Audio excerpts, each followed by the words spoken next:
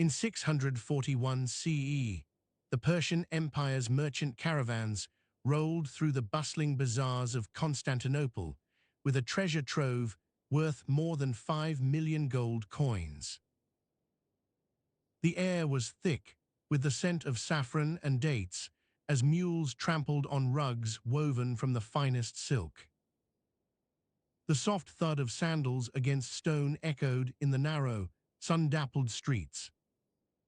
What if you could trace your fingers through that silk? What if those rugs held secrets whispered by kings themselves? And what if one of these caravans carried a message that would change history? If you're listening to this to fall asleep, that's exactly why I make these. Drop a comment and tell me where you are and what time it is. I read every single one. The first chapter of our journey begins as the sun sets over the Persian Empire, casting long shadows on the bazaar's cobblestones.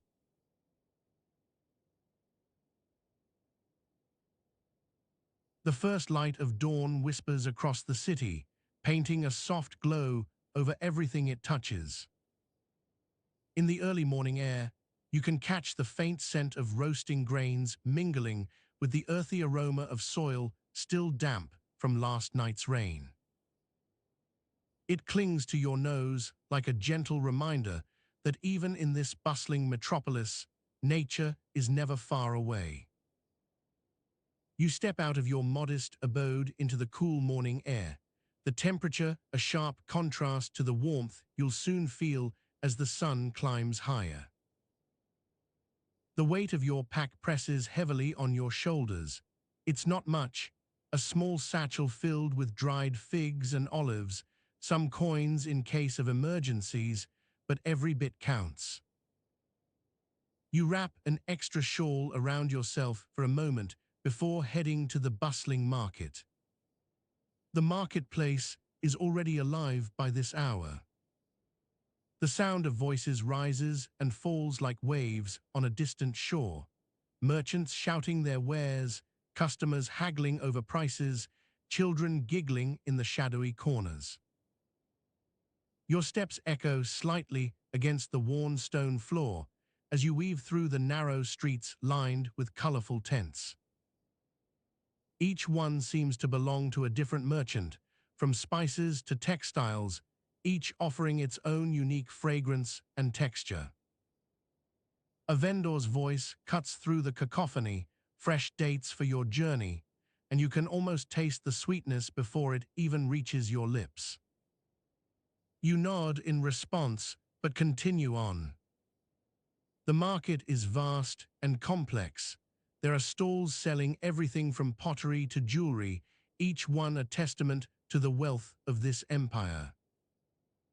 As you move deeper into the heart of the market, you notice a peculiar custom that always amuses you, the practice of wrapping goods in intricately patterned cloths before passing them over.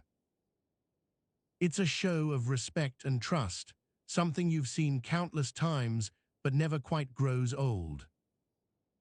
You stop at a stall filled with bolts of shimmering silk. The fabric is light yet strong, each thread dyed in vibrant hues that catch the early morning light. You reach out to touch it. The smooth texture glides under your fingertips like liquid silver. A merchant approaches, his voice low and persuasive. Silk from the Far East, purest quality. For a king or a queen's.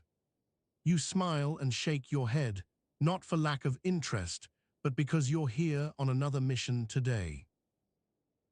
The silk is beautiful, yes, but it's not what you came seeking. The market buzzes around you. Vendors are already packing up their wares as the sun climbs higher. You continue to browse, taking in every detail. A woman haggling over a stack of lemons, her voice high and sharp like a blade slicing through air. Children running wild among the stalls, tugging at each other's clothes with mischievous giggles. You pause, near an old man selling dried herbs. He gestures to a bundle tied in intricate knots. "Cinnamon from the mountains," he says, his voice raspy but kind. "Keeps away winter chills." You nod again and move on. There are no purchases for today. By mid-morning, the market has begun its steady decline as customers thin out and traders finish their transactions. The air grows slightly warmer, heavy with the promise of a day's work. Merchants wrap up their goods into neat bundles, some pausing to stretch or sip from small clay cups. You linger just outside one stall, admiring a particularly intricate tapestry, a gift for your patron back home. The sun is now high in the sky, casting long shadows across the marketplace and warming everything in its path. The sound of clinking coins grows fainter as most customers leave. Only a few hardier souls remain to trade late into the morning. You take this time to rest lightly on one of the wooden stools provided by some vendors. You lean back against the cool wood, feeling the softness of your shawl around you like an old friend. The heat from the sun warms your face and neck. It's a comforting sensation after the chill of early morning. You close your eyes for a moment, letting the gentle hum of the market wash over you. When you open them again, you notice something peculiar. A group of travelers gathered around one stall, their faces drawn with worry or intrigue as they examine some goods closely. You approach quietly, curious to see what holds such attention. The merchant is explaining something about his wares. "These are not merely stones," he says fervently, "they are pieces of the heavens themselves." You tilt your head slightly in interest, but say nothing, content for now just to observe. The market continues its slow fade as more and more vendors pack up their stalls. The air grows cooler once again with the approach of early afternoon. Shadows stretch longer across the ground like fingers seeking what's lost. You stand, stretching out your limbs a bit before moving on through the last remnants of the marketplace. By this time, most people have left to return home or take care of other matters. Only stragglers linger here and there. The sound of birdsong fills the air, their sweet melodies cutting through the quiet like silver threads woven into tapestries. A gentle breeze stirs your hair as you walk out onto a wider street. The weight of your pack is almost comforting now. It's familiar, reassuring after hours spent carrying it. You feel both tired and content, exhausted from walking, but happy to have found everything necessary for today. The market has served its purpose well. Tomorrow will bring new adventures, different challenges, and perhaps even more interesting stories. You walk slowly down the street, letting your thoughts drift as you head home. The world outside is still full of wonders waiting just beyond sight or sound, waiting to be discovered in their own time. As dawn painted the sky with streaks of crimson and gold, you stirred from your slumber, refreshed by the quiet solitude that had enveloped your chambers last night. The air was crisp and fragrant, carrying hints of spices as morning vendors began to set up their stalls outside the grand bazaar gates. You stretched, feeling the weight of your experiences on this journey, and knew it would be a day unlike any other. You made your way through the bustling quarters, avoiding the early morning traffic that threatened to spill into the streets at any moment.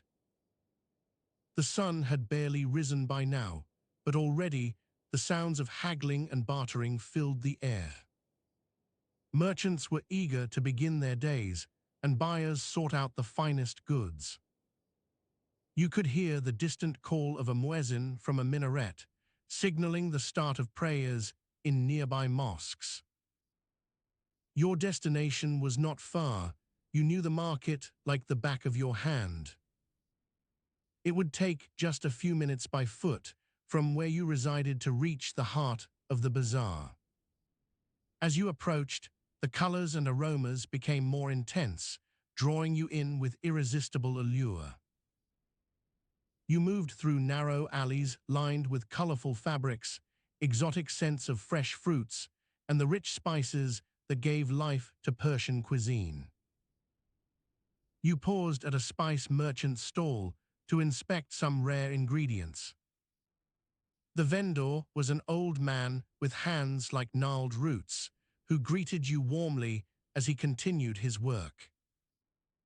His eyes twinkled behind thick spectacles as he showed off cumin seeds from distant lands and saffron threads so vividly orange that they seemed almost magical.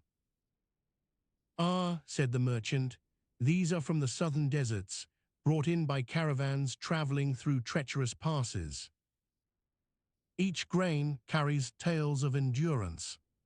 You nodded thoughtfully, placing a few packets into your satchel. The man then handed you something else, an intricate box wrapped in fine linen and sealed with wax.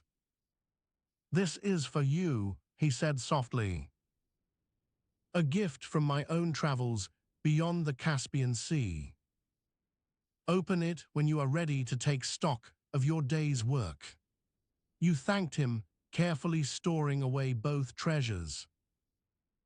As you moved on, you could not help but notice the flurry of activity around you. Vendors were setting up their wares, bright rugs and carpets laid out on the ground, pottery vessels displaying various designs, and precious stones glittering under the morning light. The market was alive with energy. Every stall seemed to tell a story of its own. You observed the local merchants bartering for goods from neighboring regions or haggling over prices in a manner that felt both artful and practical.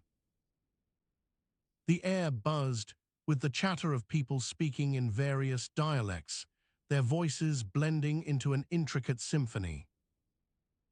As you wandered deeper into the bazaar, your path led to another significant area known as the Silk Street. Here, stalls lined up along both sides offered a variety of silk fabrics, fine and luxurious pieces that shimmered under the sunlight. The fabric appeared almost liquid in its translucency, catching light like tiny mirrors. You ran your fingers over them, feeling their softness before selecting some samples to examine closely. The day was indeed shaping up to be rich with opportunities and challenges. You had planned a meeting at one of the tea houses later for discussing business matters, but first you needed to make sure all your purchases were on point. The bazaar offered such an array that it could easily distract even someone as experienced as yourself.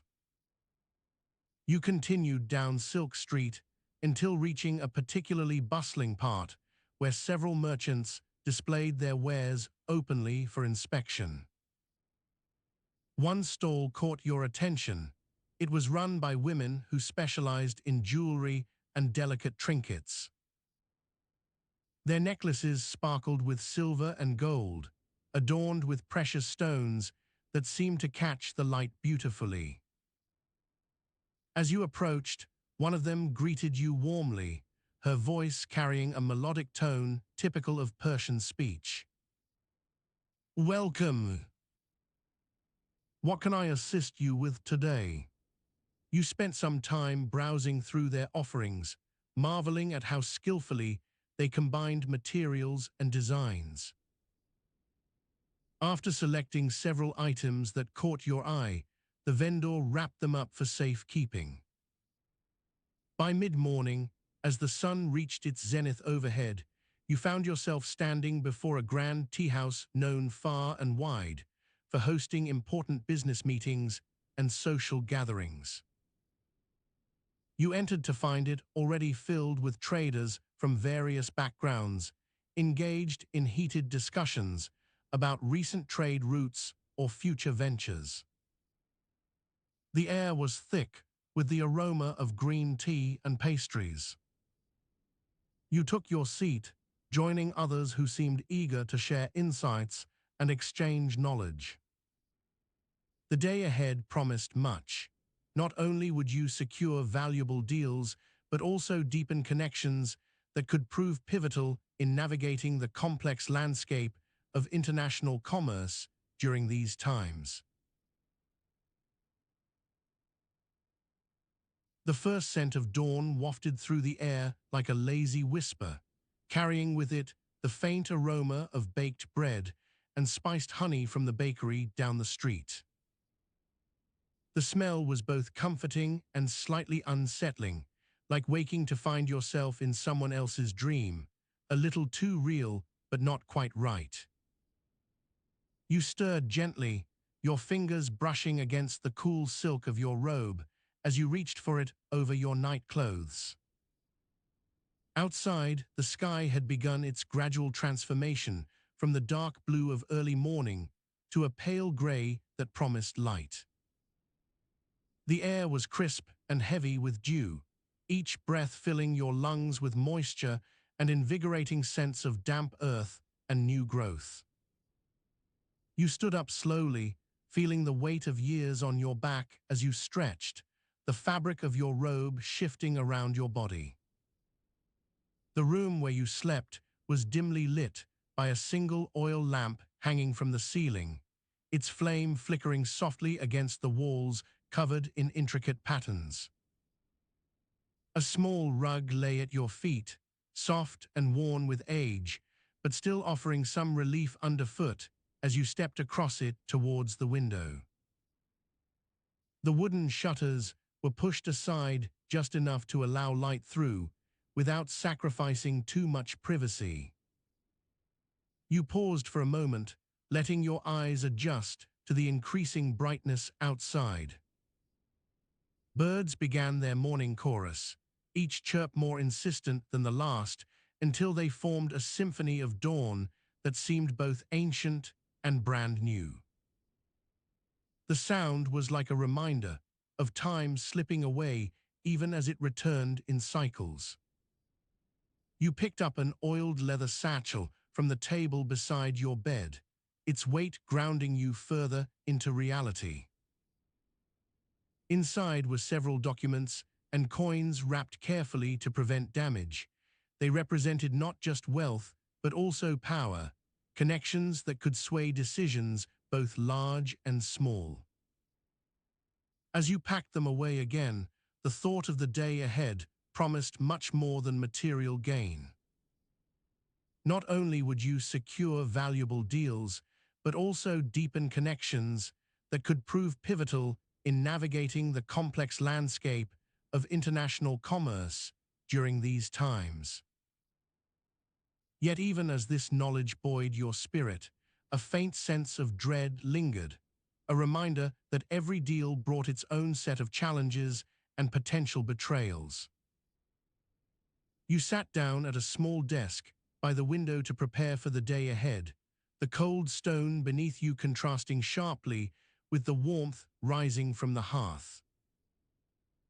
A silver inkwell rested on an ornately carved box filled with quills, each one waiting eagerly to be dipped into the dark fluid of ink that would help forge agreements and bind business deals. As you began to write your first letter, a servant entered quietly, carrying a tray laden with food for breakfast. The aroma of roasted meats and fresh fruits mingled with the sharp scent of coffee brewing, creating an enticing mixture that made your mouth water despite the early hour. You took the offered cup of steaming liquid, its warmth seeping into your hands as you sipped slowly. The meal was simple but nourishing, a slice of honeyed bread slathered with olive oil and sprinkled lightly with salt, paired with a small bowl filled to the brim with chopped dates and almonds. Each bite offered something different, the sweetness from the dates balanced against the nuttiness of the almonds, all wrapped up in the comforting texture of warm bread. As you ate, your thoughts turned towards the upcoming day.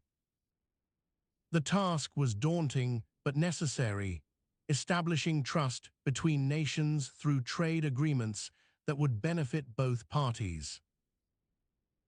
Yet beneath this grand purpose lay a series of smaller, more mundane tasks, meeting with merchants from various regions to discuss prices and terms, inspecting goods being imported or exported, ensuring all transactions were conducted fairly.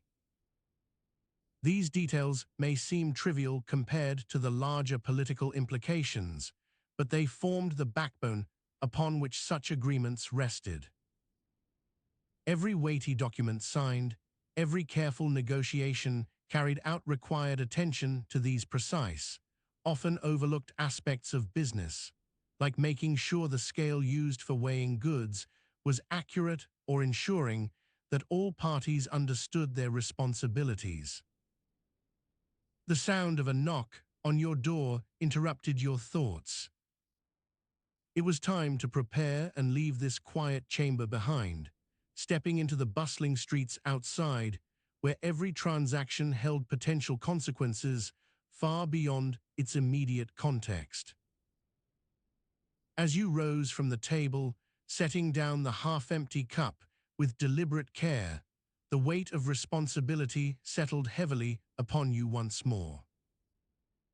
You stepped out into the morning air, feeling the cool breeze on your face as it carried with it the promise and peril that lay ahead in this intricate web of commerce. The day was just beginning, but already its challenges seemed impossibly vast, yet perhaps within them lay opportunities for growth and prosperity beyond measure. As dawn broke over Persepolis, casting a warm glow through the lattice work of light and shadow in your chambers, you gathered yourself together, feeling the weight of responsibility settling into every muscle. The air was heavy with anticipation. The cool breeze carried not only the promise, but also the peril that lay ahead on this day of many trades. You slipped out of bed, the luxurious silk wrapping around your legs like a second skin before pooling at your feet. The streets were quiet as you made your way down to the bustling marketplace, the silence interrupted by the distant sounds of morning prayers echoing through the narrow alleys. The scent of freshly baked bread wafted from nearby ovens, mingling with the earthy aroma of the morning soil and the subtle fragrance of incense from passing worshippers. As you approached the market square, a cacophony of voices greeted you, haggling merchants, the clink of metal coins, the barks of donkeys laden with goods. The air seemed to buzz with energy, as if each breath was filled not just with oxygen, but with the essence of commerce itself. You paused at your stall, where your assistant Jahan stood ready, his eyes sharp and focused. "Good morning, my lord," he greeted softly, bowing deeply from the waist. "Today is a promising start." You nodded in acknowledgement, surveying the goods laid out before you. Spices imported from distant lands like saffron and cardamom, fine silks dyed with vibrant hues, precious stones cut to perfection, each piece a testament to the far-reaching trade networks of your empire. Your heart swelled with pride as you considered how much had been achieved under your guidance. "Jahan," you began, addressing him directly for the first time today, "we must be vigilant. The day promises many transactions, but also potential pitfalls." He nodded eagerly, already prepared to receive instructions. You continued, "We cannot afford any mistakes. Every deal is crucial for our family's future and that of this empire. Your tone was serious yet encouraging. As you began inspecting the merchandise, Jahan took over with practiced efficiency, checking weights and measures against your meticulous standards, arranging items in a way that maximized visibility to passing buyers. The market was alive now. Voices rose and fell like waves on a turbulent sea, each one drawing your attention momentarily before being quickly replaced by another. A young merchant approached, his eyes wide as he surveyed the goods. "Excuse me, sir," he said hesitantly, bowing low. You recognized him as a regular client who had been inquiring about specific items for some time now. "I'm interested in purchasing those rare coins you mentioned last week." You smiled warmly but professionally, knowing this was precisely why you kept such detailed records. "Ah, yes," you replied smoothly. "Let's see what we have available." You led him to a small side room where your most valuable items were stored. Inside the room, Jahan and several guards stood guard, their presence both reassuring and intimidating. As if sensing something more significant was about to unfold, they moved with quiet precision, forming a protective barrier between you and potential threats, real or imagined. The atmosphere became charged. Every step echoed softly on the stone floor as you made your way through the carefully arranged treasures. You selected 3 coins of particular significance, one depicting King Cyrus in his prime, another showing Queen Atossa, and finally an intricate coin from a distant land that had recently been acquired by your family's network. Handing them over to the young merchant with practiced ease, you watched as he examined each piece closely, his eyes narrowing slightly, but not enough for anyone else to notice. "Would you like any more information on these?" Jahan asked politely once the transaction was complete. The young man hesitated momentarily before shaking his head slowly, clearly satisfied, yet eager to return home and show off his new acquisitions. With that, your day began in earnest. You moved from stall to stall across the market square, conducting transactions with a deftness born of years of practice, navigating delicate negotiations where words often served as currency more valuable than gold or silver. Your reputation preceded you. Whispers followed as vendors approached eagerly, knowing they would find you fair and just in all dealings. Yet through it all, there was an underlying tension, a constant awareness that success came with risk, that every deal could be a stepping stone towards greater prosperity or disaster. As the morning wore on, the sun climbed higher into the sky, casting long shadows over the bustling bazaar. Merchants began to pack up their stalls, preparing for midday rest and early afternoon reopenings. You made your way back through the crowded streets, feeling the day's weight settling more firmly upon you with each step.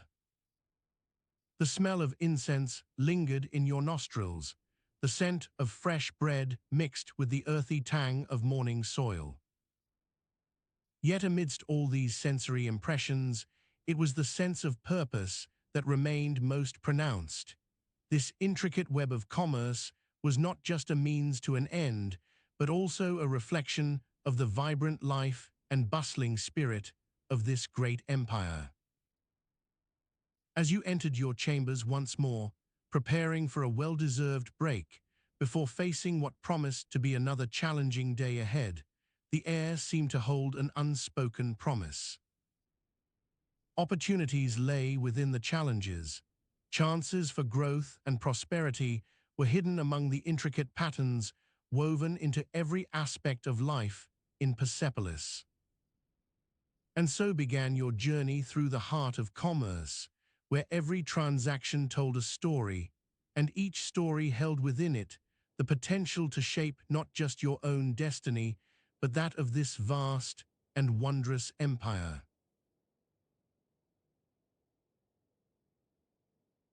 The air was thick and sweet with spices, cinnamon, cardamom, saffron, that mingled together into an overwhelming aroma that clung to your nostrils like a persistent lover. It was early morning, but the sun had barely begun its slow ascent over the bustling marketplace of Persia's capital city. The sounds of merchants haggling and customers bartering filled your ears as you stepped off the cool stone path onto the vibrant bazaar. You had chosen this route today because it meant passing through a section known for the finest saffron traders, and the scent was almost overwhelming even from a distance. It felt like stepping into another world, where every step crunched softly underfoot with the remnants of last night's market activity, dried leaves, fragments of paper, and discarded foodstuffs. The weight in your satchel shifted uncomfortably as you started to walk, pulling it closer so that its contents wouldn't jostle against your legs. It was filled with everything from rare oils to small trinkets for trade, every item a potential point of negotiation on this long journey through the empire's many cities and provinces. As you walked along the narrow path between stalls, the air grew even warmer, carrying with it not just the spice aroma, but also the faint smell of sweat mixed with perfumes from the perfume sellers. Your clothes clung to your skin, heavy with moisture despite the early hour, making you feel as though you were walking through a sauna. A merchant called out to you, a stout man with an even stouter belly that jiggled at every step, offering you his finest saffron for a bargain price. He wore a large turban adorned with gold and silver threads, the weight of it pressing down on your gaze as he leaned in close, speaking in rapid Persian. You smiled politely, holding up one hand to ward off the persistent hawker while glancing around at the other merchants who were just beginning their day's work. The sight was a familiar, yet always intriguing tableau: vendors setting out fresh goods, customers perusing with keen eyes and open purses, children running through the crowd or being closely held by their mothers. You reached into your satchel to pick up one of the small bags containing dried fruits and nuts, feeling their weight in your palm. It was a simple, yet satisfying gesture, grounding you even as your mind wandered ahead. What if this particular fruit vendor had once been part of the merchant class? Or perhaps he knew someone who could provide a valuable connection for future deals. The sun began to break through the morning haze with more vigor now, casting long shadows that danced across the cobblestone path. You adjusted your hood slightly as it seemed to be trying to slip off in the heat, ensuring you remained somewhat protected from the direct sunlight. As you walked further into the bazaar, you noticed a few of the stalls had already started to offer their goods at reduced prices, today's special deals for early risers and savvy buyers. It was common practice here. By noon or so, these items would be sold out, making them more expensive than usual later in the day. A young boy approached you with a curious look on his face, holding up a small toy horse carved from wood. His voice was soft but insistent as he asked if you wanted to buy it for your journey.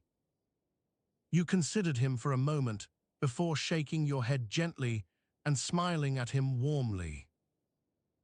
He left with a disappointed frown that quickly turned into a smile when another customer picked out the wooden toy. The bazaar continued its slow awakening, each stall and vendor taking their time in setting up for full business hours. The noise level rose incrementally as more people poured through the narrow entrances leading to this bustling thoroughfare. By now you were fully aware of your surroundings, but also slightly dazed by it all, like a traveler who has just arrived at an exotic destination. You paused momentarily, closing your eyes and taking in the sensory overload. The sound of laughter mingled with hushed discussions over transactions, the sight of vibrant colors flashing past as people hurried to their destinations or set up shop for another day's worth of trade. A sudden gust of wind carried with it a flurry of paper from an open window down one alley, making you wince slightly at how close it nearly brushed against your face. As you opened your eyes once more and began walking again, the weight in your satchel seemed to have shifted even further into your hands. You felt its contents: gold coins, silver trinkets, precious oils, spices, all of them potential assets on this journey through a land filled with both promise and peril. And so you continued down the bizarre path, feeling the day's first transaction beginning as you approached one particular stall that promised something truly special: an ancient manuscript said to hold secrets of trade and wealth untold. The air here smelled slightly different, more musty and old world, like stories written in ink on parchment worn by time. As you stepped closer, the weight in your satchel felt heavier still, as if it contained not just goods, but also the future itself waiting for you to open its pages. The ancient stone door creaked open with a groan that seemed to echo through centuries rather than mere minutes or hours. The air inside was thick and heavy, carrying whispers from ages past along with its scent. You stepped cautiously into what appeared to be an old library, filled floor to ceiling with books bound in leather, each one worn by countless hands over countless years. The walls were lined with shelves of various materials: wooden planks, stone tablets, even some that seemed more like delicate reeds bundled together and sealed tightly. The light was dim, but enough to see the dust motes dancing lazily through it, as if they too knew what secrets lay hidden within these hallowed halls. Your satchel clutched tighter in your grip, its contents feeling both a burden and an opportunity. In front of you stood two figures who appeared to be guardians. One a large man with thick braided hair that hung down over his shoulders like dark ribbons, the other a slender woman with skin as pale as alabaster and eyes as deep and knowing as night. Both wore robes of rich fabrics, brocade in vibrant shades of crimson, emerald green, and sapphire blue that seemed to shimmer faintly even by candlelight. "Welcome, traveler," said the man first, his voice low but resonant with authority. "We have been expecting you." You nodded respectfully, still holding your bag tightly. The weight within felt more significant than ever now that these figures acknowledged you in such a manner. "I am here to learn from you," you replied sincerely. The woman stepped forward then, her eyes studying you intently before she spoke again. "Three things nobody teaches you about this era," she began softly yet firmly, "are the keys to understanding its true nature." She paused for effect, and you felt a momentary pause in your breath as well. The man continued where she left off. "Firstly, be wary of the shadows that creep through the marketplace. Though they may seem harmless at first glance, some are far more dangerous than they appear."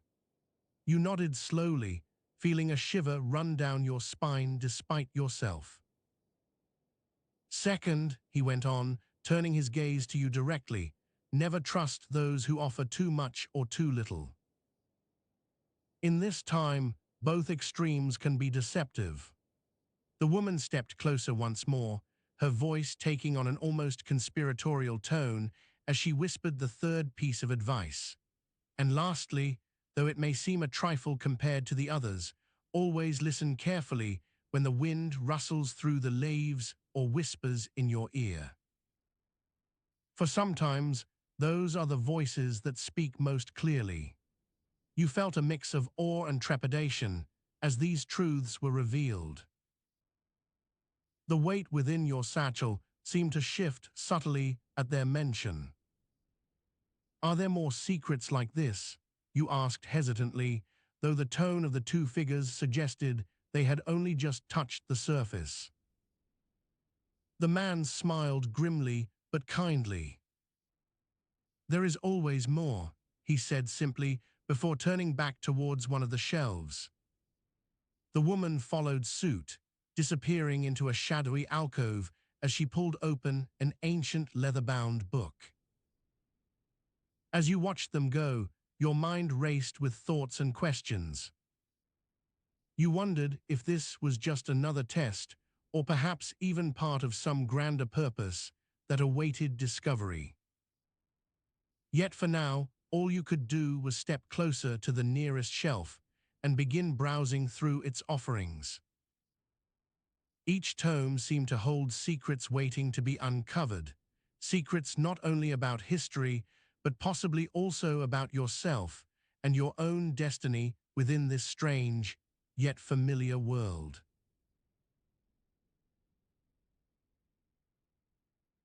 The warm earth cradles your feet with a soft, muffled thud underfoot, each step releasing tiny grains that shift like whispers beneath your boots. The air here, thick and laden with the scent of dried herbs and spices, cinnamon curling in on itself like golden threads, cardamom's spicy tinge, and a hint of cloves dancing just shy of sweetness, is so heavy it feels as though it might suffocate you if not for that faint breeze that stirs your hair. You inhale deeply, letting the aromas weave around your senses, reminding you why this city is known as the heart of trade. Your satchel hangs from a leather strap across your chest, its weight pulling at your shoulders with familiar insistence.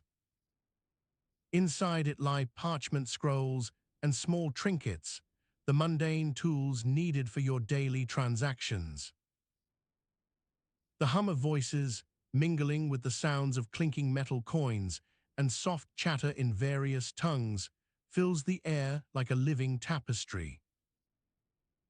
You glance up from your notes to find yourself amidst a bustling bazaar, its rows upon rows of stalls stretching endlessly under the vast sky. The sun is setting now, casting long shadows that stretch out over the cobblestones, creating dark patches where light cannot reach. The market begins to shift its focus. Vendors start lowering their prices as they see the day's end near at hand.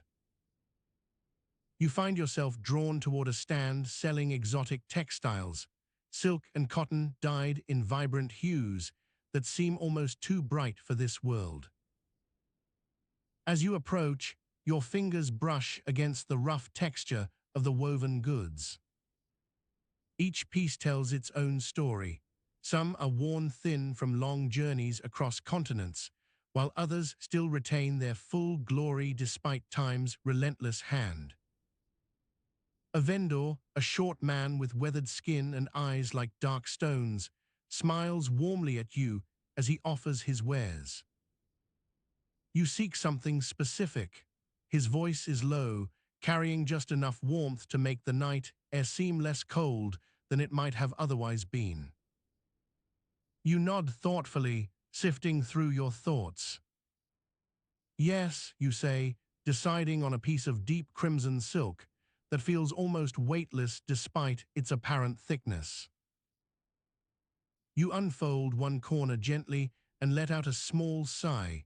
The fabric is soft as petals under your touch, promising to carry tales with every breeze. The vendor nods approvingly, before wrapping it carefully for you. He then reaches into his pouch and pulls out a few coins, passing them over the cloth so they might rest safely within its folds. "A good choice," he murmurs softly, almost to himself, as if reciting an old mantra.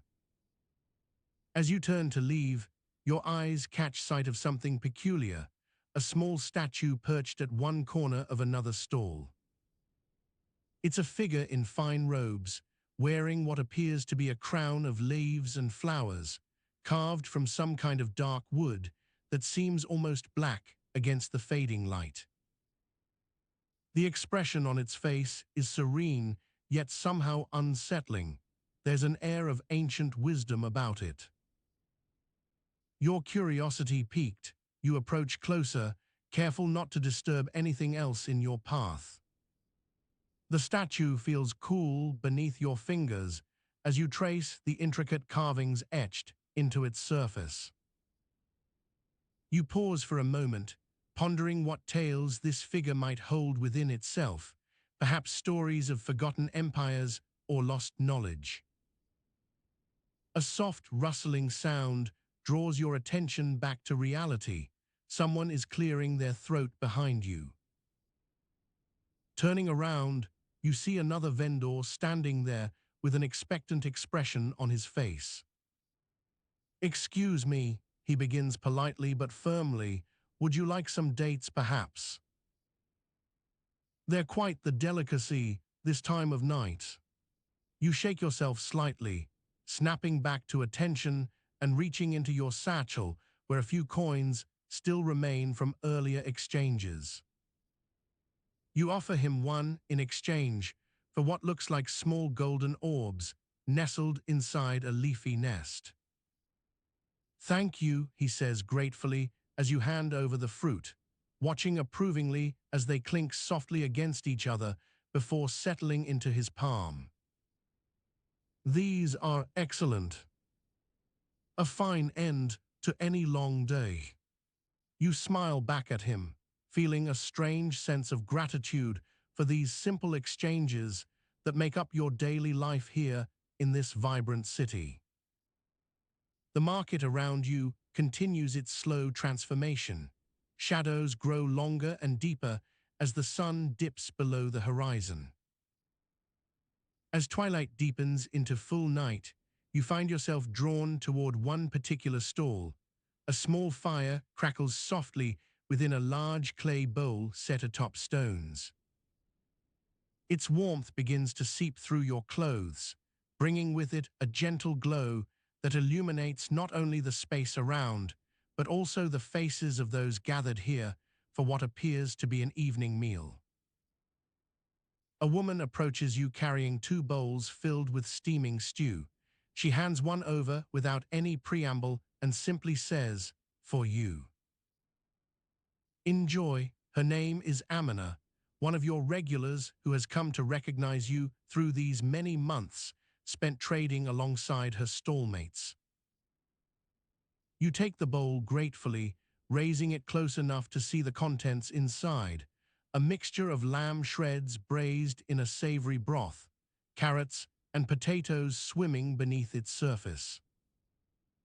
The aroma hits you first, rich and full of spices that remind you vividly of home, but also something new and exciting. Each bite brings flavors dancing upon your tongue.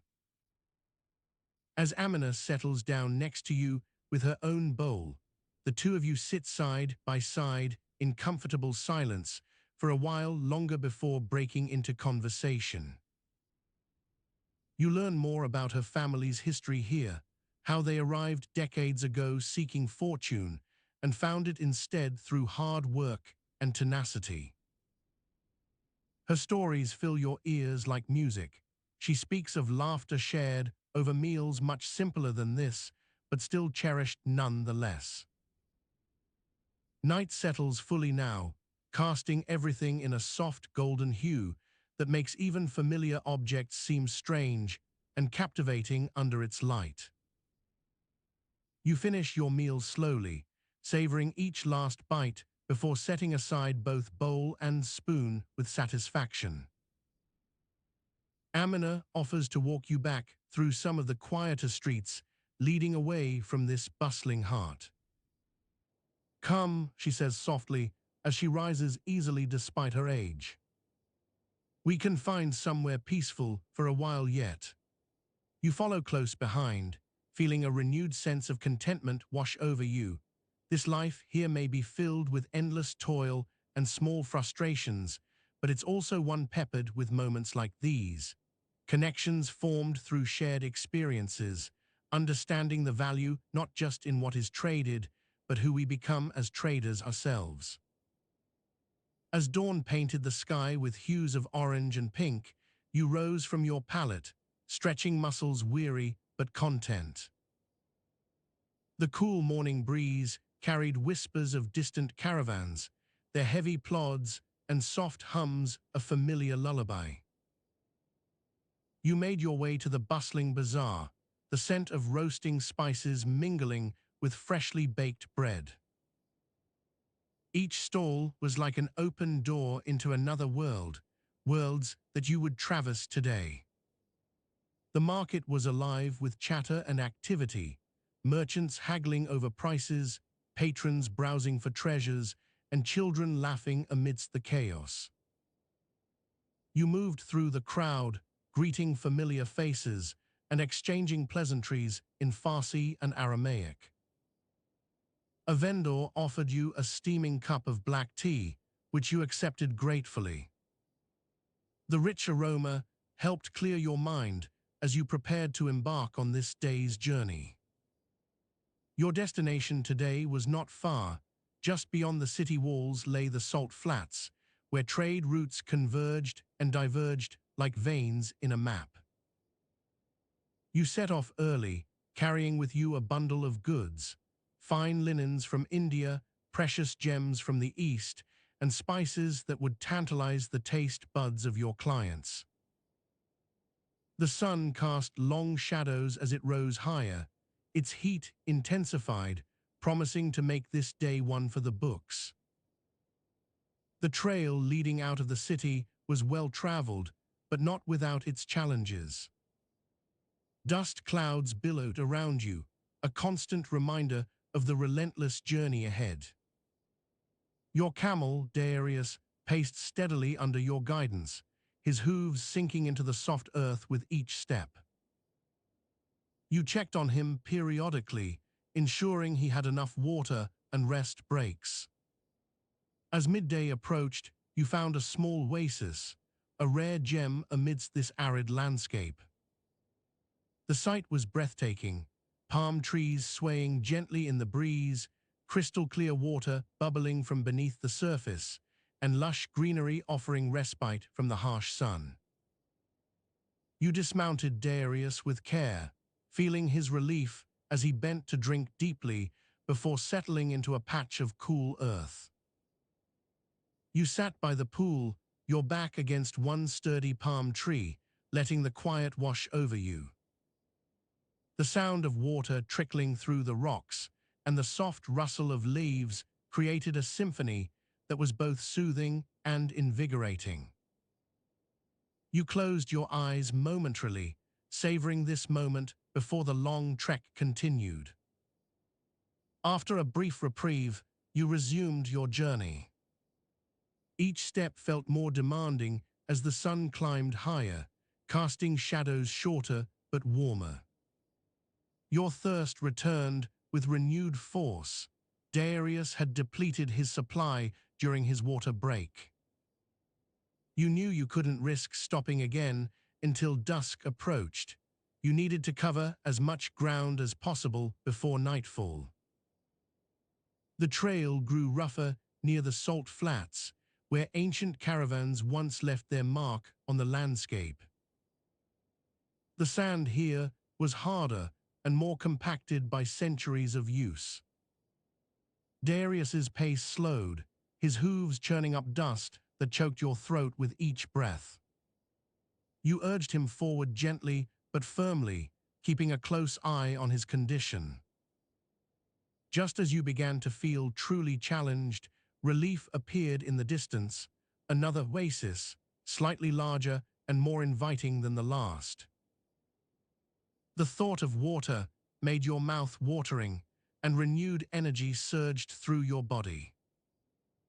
You quickened Darius's pace, eager to reach this spot before night fell.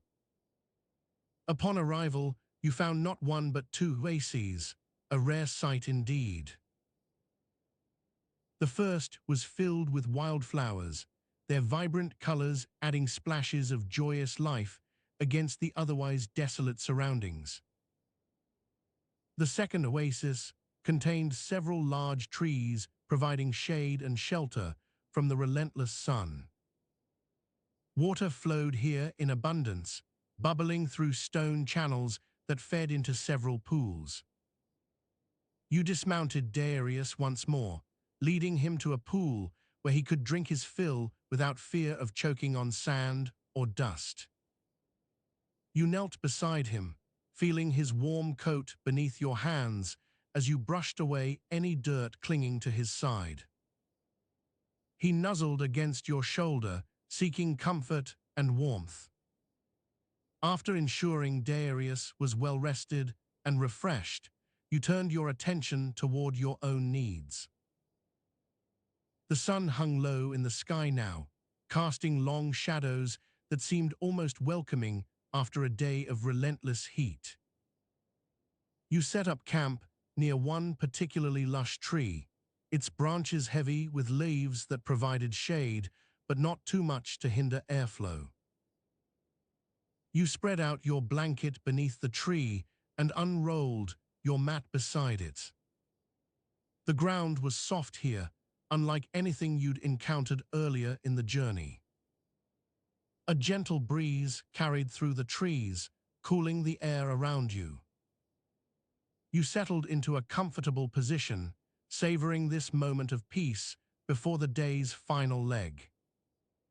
Dinner consisted primarily of dates and cheese, simple fare, but nourishing enough to sustain both body and spirit after such an arduous trek.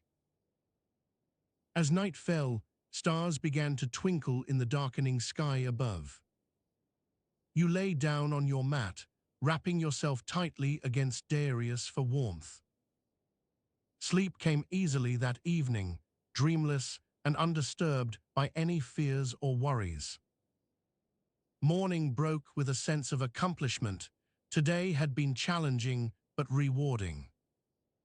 Each step brought you closer to understanding not only this land's vastness, but also its richness in both natural beauty and human connection. As dawn painted the sky once more, readying itself for another day of trade routes and commerce, you felt your spirit renewed, prepared to face whatever lay ahead with a heart full of hope and determination. The air was heavy and still, a thick layer of morning mist clinging to your skin like an old cloak. The weight of it pressed down on you, making each step feel heavier than the last.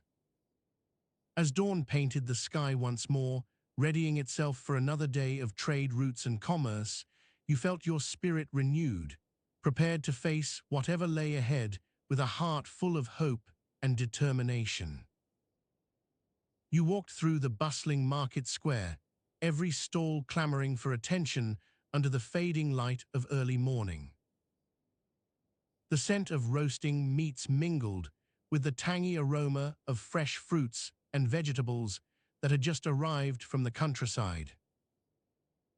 A faint whiff of something more pungent, spices ground together, tantalized your nose, drawing you closer to a stall where a merchant was already hard at work.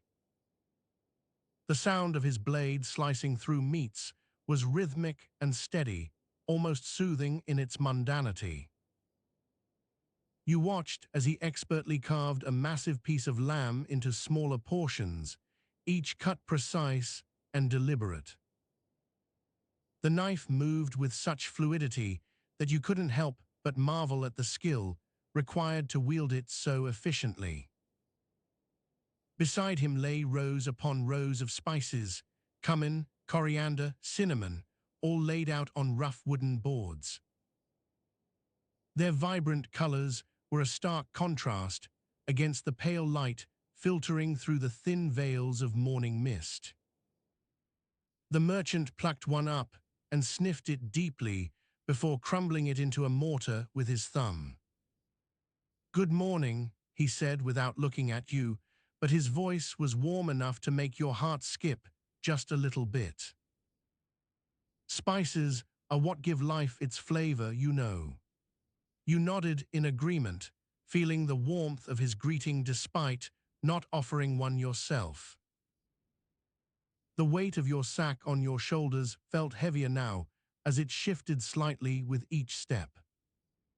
Inside lay all manner of goods that would fetch a good price at market if only they could find buyers willing to pay. The merchant noticed you staring and leaned in closer, the edge of his knife cutting through a particularly tender piece of meat. "What brings you here today?" "Trade is always better with friends," he added with a wink before returning to his work. You hesitated for a moment, your mind racing through every possible excuse. Friends were hard to come by and harder still when they wanted their payment in advance. But something about the man's easy smile and genuine interest pulled you in closer than was really comfortable. "Just passing through," you said finally, dropping into one of his wooden chairs that creaked softly beneath your weight. He nodded understandingly, nodding as if this were a regular occurrence. Perhaps it was. "Then let me make sure to have something for you when you do come back." His fingers moved quickly over the meats and spices, each touch precise and purposeful.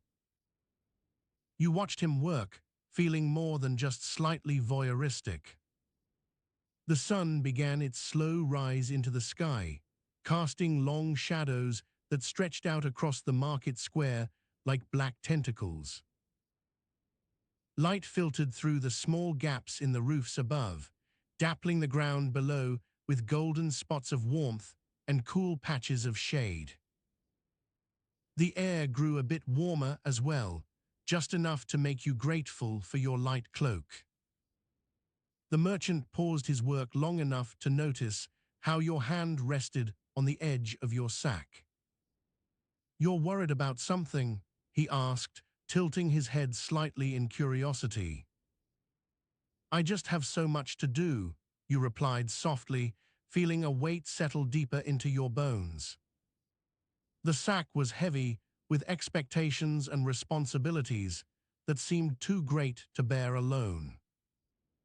You hadn't slept well the night before. Fear of what might come had kept your mind racing long after everyone else in the house had drifted off. He frowned slightly, his eyes narrowing as if he could see right through you.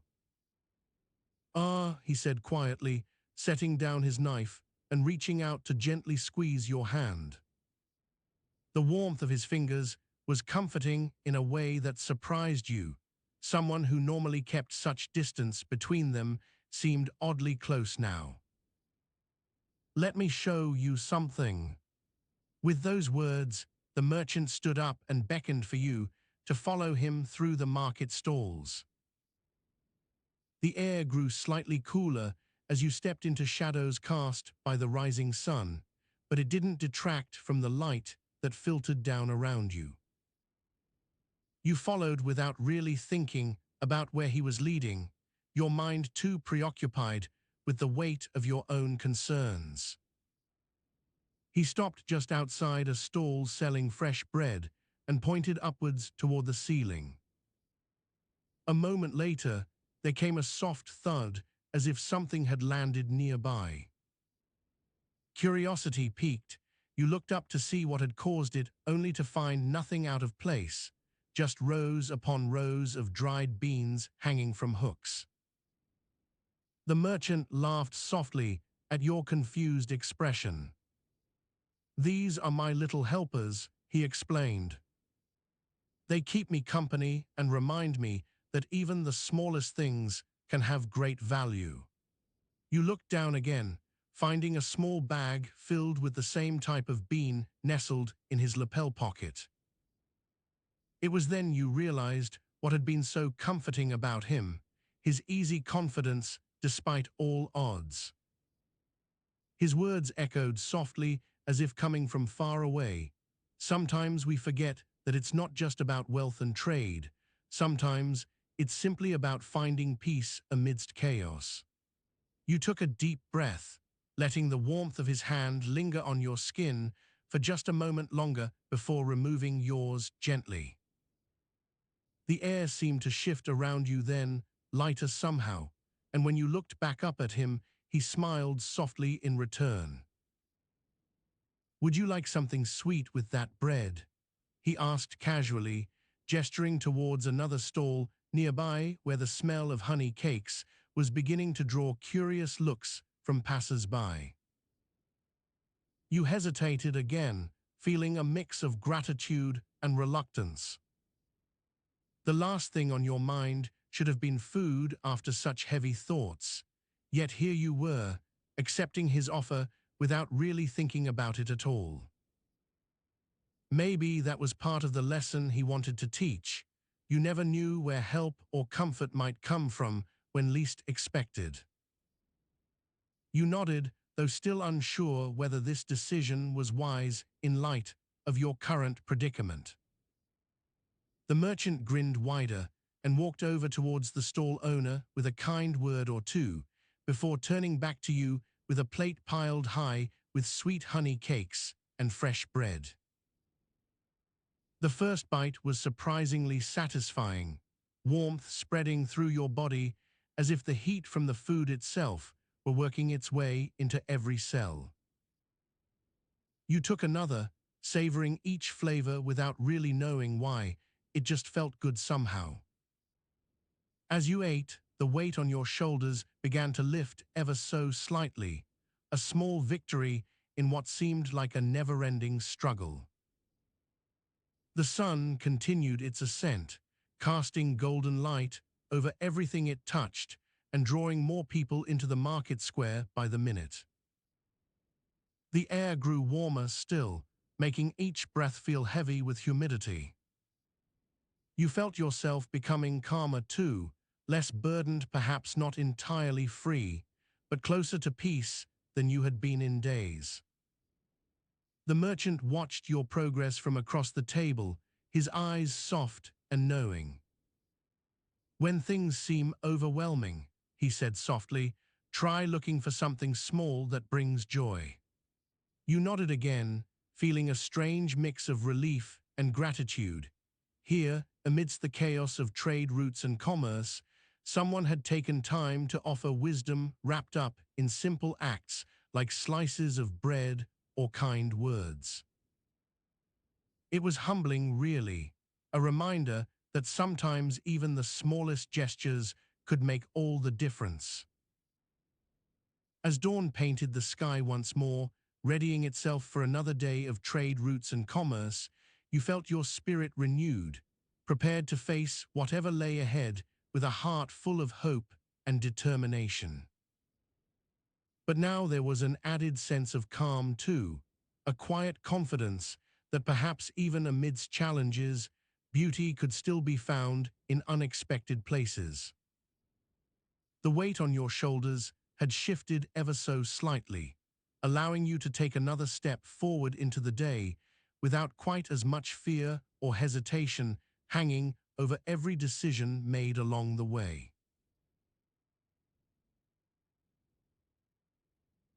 The weight on your shoulders had shifted ever so slightly, allowing you to take another step forward into the day without quite as much fear or hesitation hanging over every decision made along the way. The air was thick with a familiar scent, a blend of incense and sweat from the morning's early traders converging in the bustling marketplace. You walked through the narrow streets, each step sending tiny stones clicking against your sandals. Sunlight filtered through the lattice of wooden windows above, casting dappled shadows on the cobblestones below. The temperature was a comfortable mid-morning warmth that clung to you like an old friend's embrace. You pulled the edge of your cloak closer around yourself, feeling its soft wool brush against your fingers. As you turned onto the main thoroughfare, the soundscape changed abruptly. A cacophony of voices rose up, a melange of languages from all corners of the Persian Empire, the smooth vowels of Elamite, the guttural tones of Sogdian, and the lyrical accents of Babylonians. The hum was punctuated by occasional clinking of metal against stone, likely coins being counted or weighed out. Nearby, a group of scribes hurried past you with scrolls tightly held under their arms. Their ink-stained fingers moved deftly as they scrawled messages and contracts for the day's transactions. You caught glimpses of cuneiform symbols dancing across their parchment, ancient languages whispering secrets only to those who could read them. A vendor called out from a nearby stall, "Fresh dates. Plucked this very morning from the orchards of Susa." The sweet, sugary smell wafted towards you, mingling with the earthy scent of dried herbs and spices. You inhaled deeply, savoring it all before moving on. Further down, a man was unloading baskets from his cart. He paused to wipe sweat from his brow as he pried open one lid. The contents tumbled out: olives, pistachios, figs, each item carefully packed and labeled with its origin and price. You reached into your own pouch, feeling the weight of coins that would soon change hands. As you walked past a jeweler's shop, you caught sight of the man inside, polishing a gemstone so finely it seemed to be glowing from within. He glanced up briefly, but returned his attention back to his work as you passed by. You wondered if he had ever stopped long enough to notice just how many times light could dance across the facets. A distant cymbal crash caught your ear, signaling that the morning prayers were being called out from a nearby temple. The voice was deep and sonorous, reverberating through the narrow alleyways and echoing back with an almost hypnotic quality. You paused momentarily to catch it all in, feeling the rhythm of life itself pulsing around you. You continued on, your pace natural and unhurried. A sense of routine settled over you like a warm blanket. Here was today's story, wrapped up neatly before it had even begun. Each step brought with it a small weight, the certainty that this day would be filled with the same mundane yet necessary tasks as any other. A familiar shop came into view, the spice merchant S. The door creaked softly under your touch as you pushed it open wide enough for entry. Inside, the air was rich and thick with a blend of fragrances, a heady mix of cinnamon, cardamom, nutmeg, and saffron. The shelves were lined with jars and bottles, each containing its own unique aroma. You greeted the merchant standing behind the counter, his face breaking into a warm smile as he recognized you. "RKV. Back so early. Need more of my finest spices for your caravan." You nodded, feeling the familiar weight of your satchel as it swung from side to side with each step towards him. "Indeed I do, Abans. A blend of cinnamon and saffron would serve well today." The man began filling a small tray with carefully selected samples. Each spice was expertly measured out, cinnamon in its delicate strands, saffron threads just beginning their golden dance when dried. As he placed the items before you, His hands moved gracefully but purposefully. "These are fresh from last night's batch," Aban said, gesturing to a nearby pile of recently unpacked goods. "Perfect for your journey." You nodded in agreement as you inspected each item, running your fingers over their smooth surfaces. The cinnamon sticks were firm yet pliable, the saffron threads vibrant and unsoiled. "Thank you, Aban," you said softly. Your voice seemed to echo through the shop, a gentle reminder of all that lay ahead on this day. As you finished up at the spice stall, other traders began appearing in the marketplace, bakers carrying steaming loaves, tanners hawking their hides and dyes, weavers spreading out bolts of cloth. The energy of morning was palpable now, a bustling hive filled with activity that seemed almost alive on its own. You made your way back outside to where you had left your cart earlier. It sat just as it had been left, tightly packed and ready for the day's trade. You walked over, lifting one end slightly as you did so. The ground beneath was hard-packed earth, but still yielded a satisfying crunch underfoot. As you readjusted everything into place, a small bead of sweat trickled down your brow. The warmth from earlier had grown steadily with each passing hour, and now clung to every part of you. You ran both hands through your hair, a simple act that offered momentary relief, yet still seemed oddly comforting in its familiarity. Nearby, a young girl approached carrying a tray laden with fresh breads and pastries. She wore the traditional dress of merchants' daughters, brightly colored silk with intricate patterns woven into the fabric. Her eyes met yours for just an instant before she continued on her way to sell her goods. The weight in your hands returned as you settled back onto the ground, resting one arm against the wooden frame of your cart. The sun had climbed higher now, casting its light in long, slanting beams across the cobbled streets. Shadows stretched and shortened with each passing moment, a constant reminder of the passing time. You closed your eyes for a brief respite, letting yourself be swallowed up by the warmth and tranquility around you. For just this small stretch, all cares were temporarily put aside as you simply breathed in the scent of spice-laden air and listened to the distant murmurings of life continuing on without end. The weight on your shoulders had shifted once more, bringing with it a renewed sense of purpose and direction for what lay ahead that day.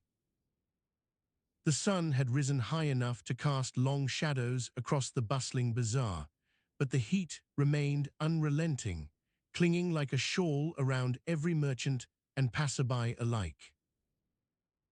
You adjusted your turban, ensuring it shielded you from both the direct rays of the sun and curious stares. The spices were ready: jasmine, saffron, cinnamon, cardamom, the fragrances blending into an intoxicating perfume that wafted through the air.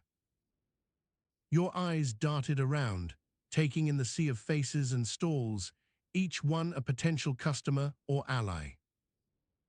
You approached your stall first, where rows upon rows of intricately packaged goods awaited attention.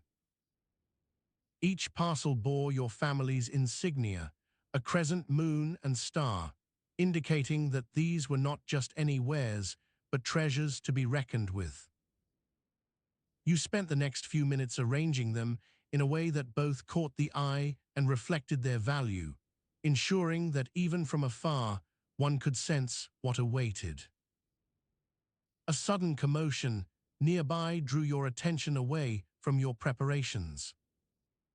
A group of archaeologists had stumbled upon something significant just down the street, their tools clinking against each other as they carefully excavated around a large stone slab. The noise was enough to draw curious onlookers and potential customers alike, but you resisted the temptation to join them for now. Instead, you made your way through the crowd towards a quieter section of the bazaar where you could continue your work in peace. You found yourself standing before a young woman with a small bundle tucked under her arm.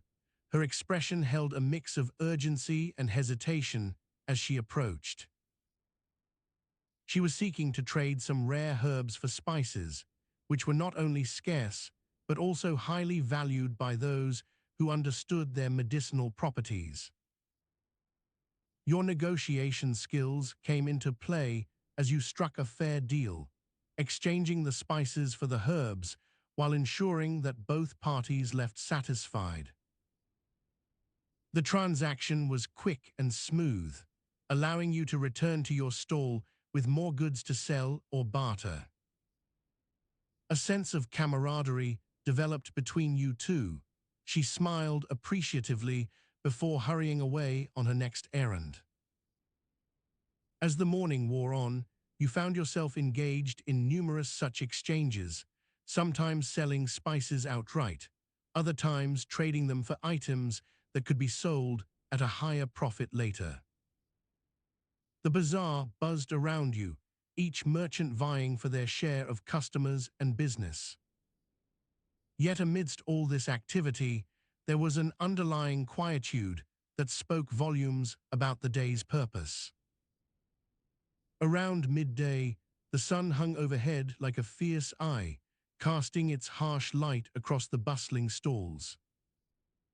You paused to rest under one of your larger umbrellas, sipping some cool water from your flask and allowing yourself a brief moment to catch your breath. It was then that you noticed them, two archaeologists standing just outside your stall, their tools still clutched in hand. One of them approached hesitantly, his eyes flickering between the wares on display and your own form. He spoke in measured tones, almost as if he were choosing each word carefully before uttering it. "We've found something extraordinary here today," he said, gesturing towards the corner where a large stone slab had been uncovered. You nodded, curious despite yourself, but not wanting to reveal too much interest just yet. The archaeologist went on to describe their findings, a series of inscriptions etched into the stone, detailing an ancient trade route that connected your current position with distant lands you could only imagine existed beyond the horizon. It was a discovery that would likely be filed away in their reports, important, but perhaps not groundbreaking enough to warrant immediate attention. As he finished speaking, another archaeologist joined them, both of whom seemed eager for you to hear this information first before it reached wider ears. The weight on your shoulders shifted again, not with the burden of newfound wealth or business opportunities, but a sense of historical significance that might alter how future generations viewed your city and its people. You listened intently as they spoke about their plans to document everything carefully, hoping to publish their findings soon, documents that would be archived away in distant libraries, likely gathering dust alongside countless other tales from the past. Yet within those documents lay stories of spice traders like yourself, navigating treacherous routes with goods more valuable than any precious metal. When they finally stepped back towards their group and began walking away, you found yourself pondering not just what these archaeologists had unearthed, but also how your own life fit into this broader narrative. Was every merchant's journey a part of something larger, a hidden thread weaving through the fabric of history? You decided to continue with your day as usual, returning to selling spices and trading goods while keeping an eye on those around you, both friend and foe. For in the bustling world of the Persian Empire Bazaar, it was clear that even the most mundane interactions could hold profound implications for future generations. As the afternoon light began to soften into a golden glow, casting warm hues over your stall, you realized that today held not just promises, but also echoes, silent whispers from times long past and futures yet to unfold.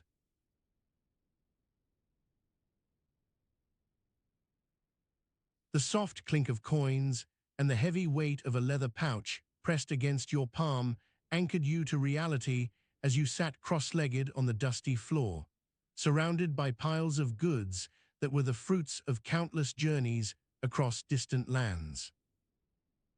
The sun had dipped below the horizon, casting long shadows through the open door of your modest shop in the bustling bazaar of Persepolis. The air was thick with the scent of incense and the faint aroma of roasting nuts from a nearby vendor, mingling with the earthy tang of dust raised by passing carts. You had been counting out silver drachmas into the pouch for what felt like an eternity, each coin's cold metal texture a stark contrast to your warm hands.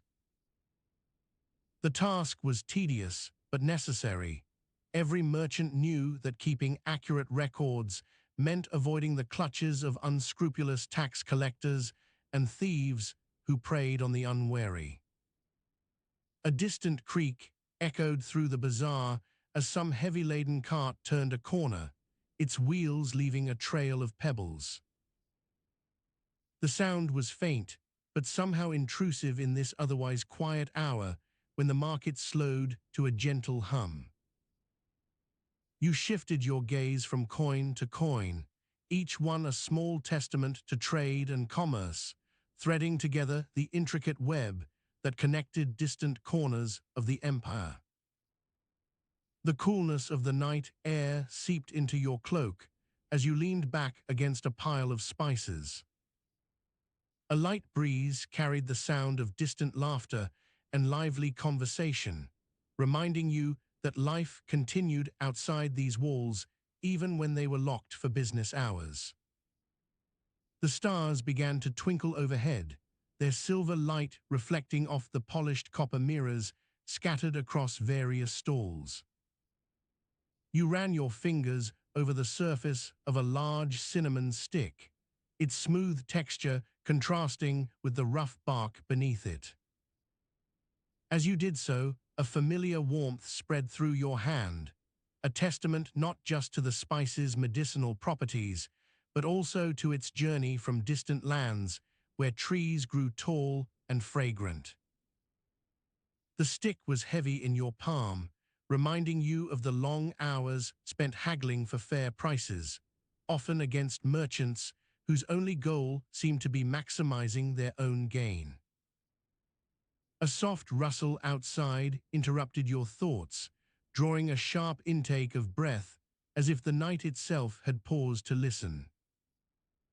You straightened up slightly, instinctively reaching for a small dagger hidden in a belt pouch at your waist.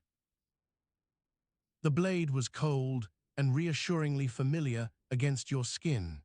It had been there through countless tense moments when doubt about your safety or security crept into the shadows of your mind. The rustling stopped as abruptly as it began, leaving you wondering if perhaps only the wind had played its tricks on you. You took a deep breath, letting out the air slowly in a long sigh that mingled with the quiet murmurings from nearby stalls. The tension eased slightly, but not entirely. There was always something unsettling about the silence of night when shadows danced and whispers seemed to float through the cool air. The weight of your pouch shifted as you decided to make one final count before retiring for the evening. You spread out a clean linen cloth on the floor, arranging each coin in neat rows that formed patterns like those found in intricate Persian carpets. The task was calming. It brought back memories of simpler times when such routines were second nature, and did not carry the weight of worry or fear. As you meticulously counted, the sound of your own breath seemed to amplify around you, a gentle hiss, as if an unseen audience watched intently from some hidden corner. Outside, the bazaar had quieted almost completely. Only the distant sounds of the river nearby offered any hint that life beyond these walls continued unabated. The rhythmic tapping of footsteps approached your stall, growing louder until they stopped just outside the door.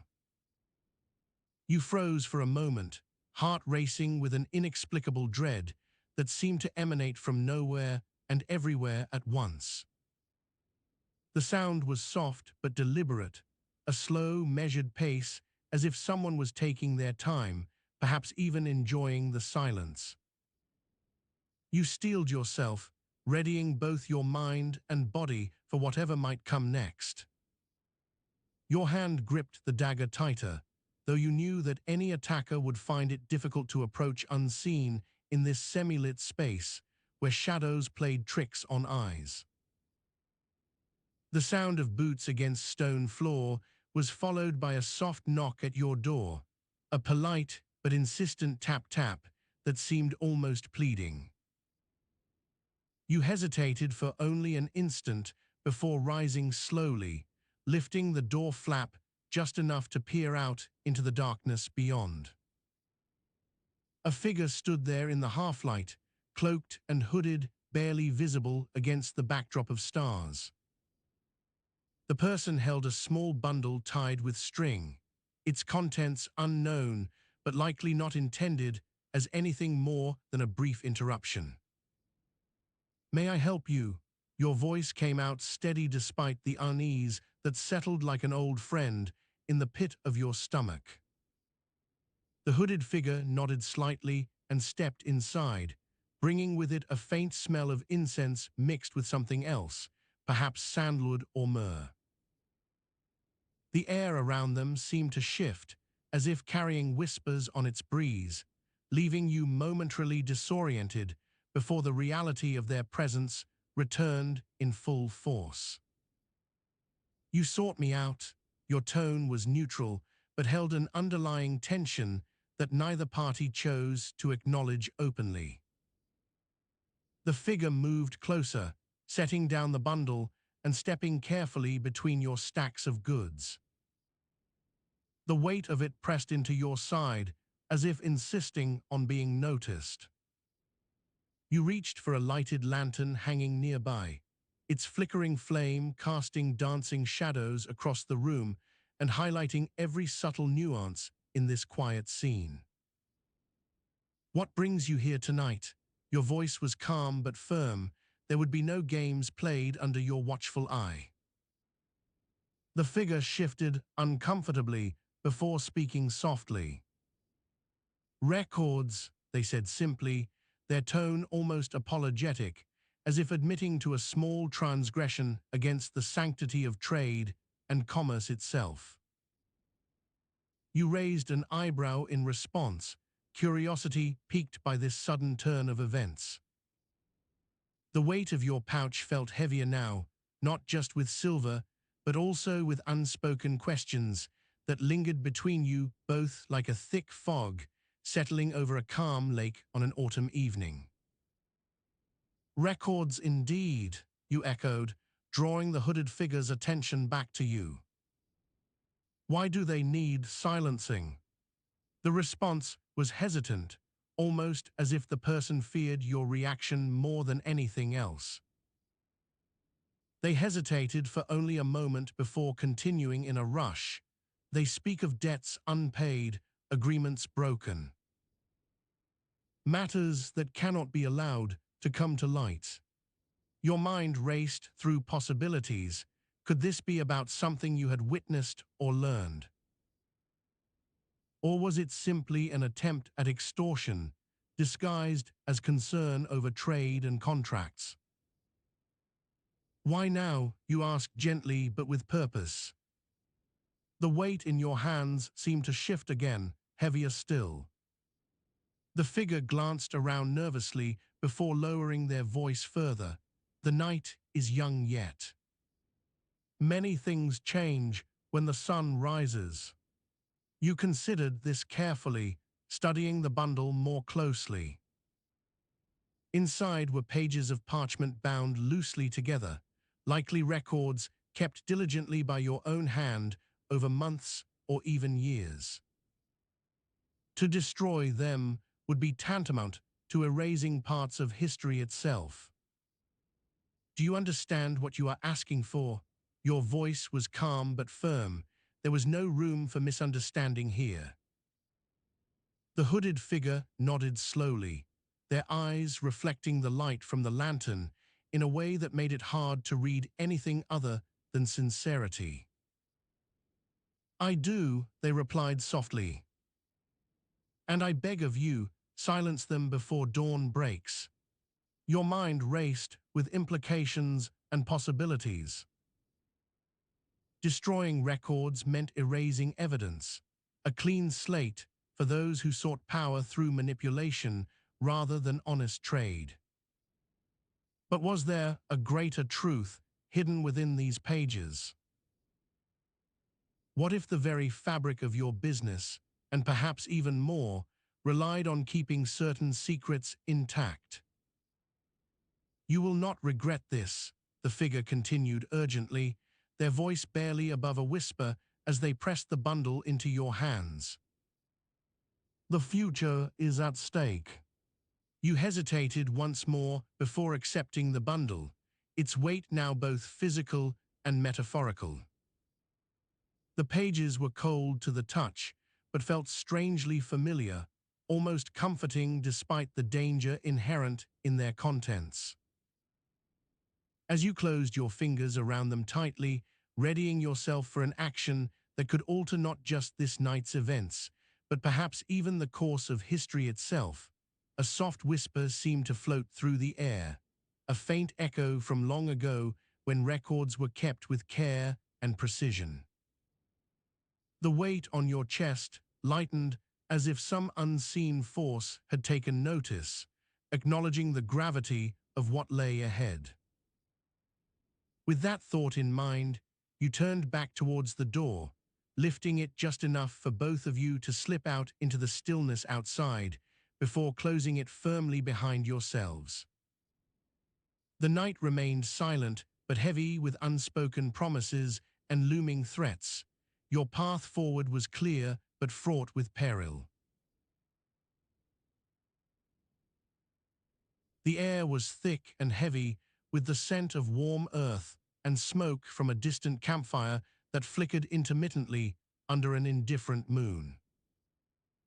A gentle breeze carried whispers through the narrow streets, stirring dust motes into dance as they swirled around you like tiny, spectral spirits.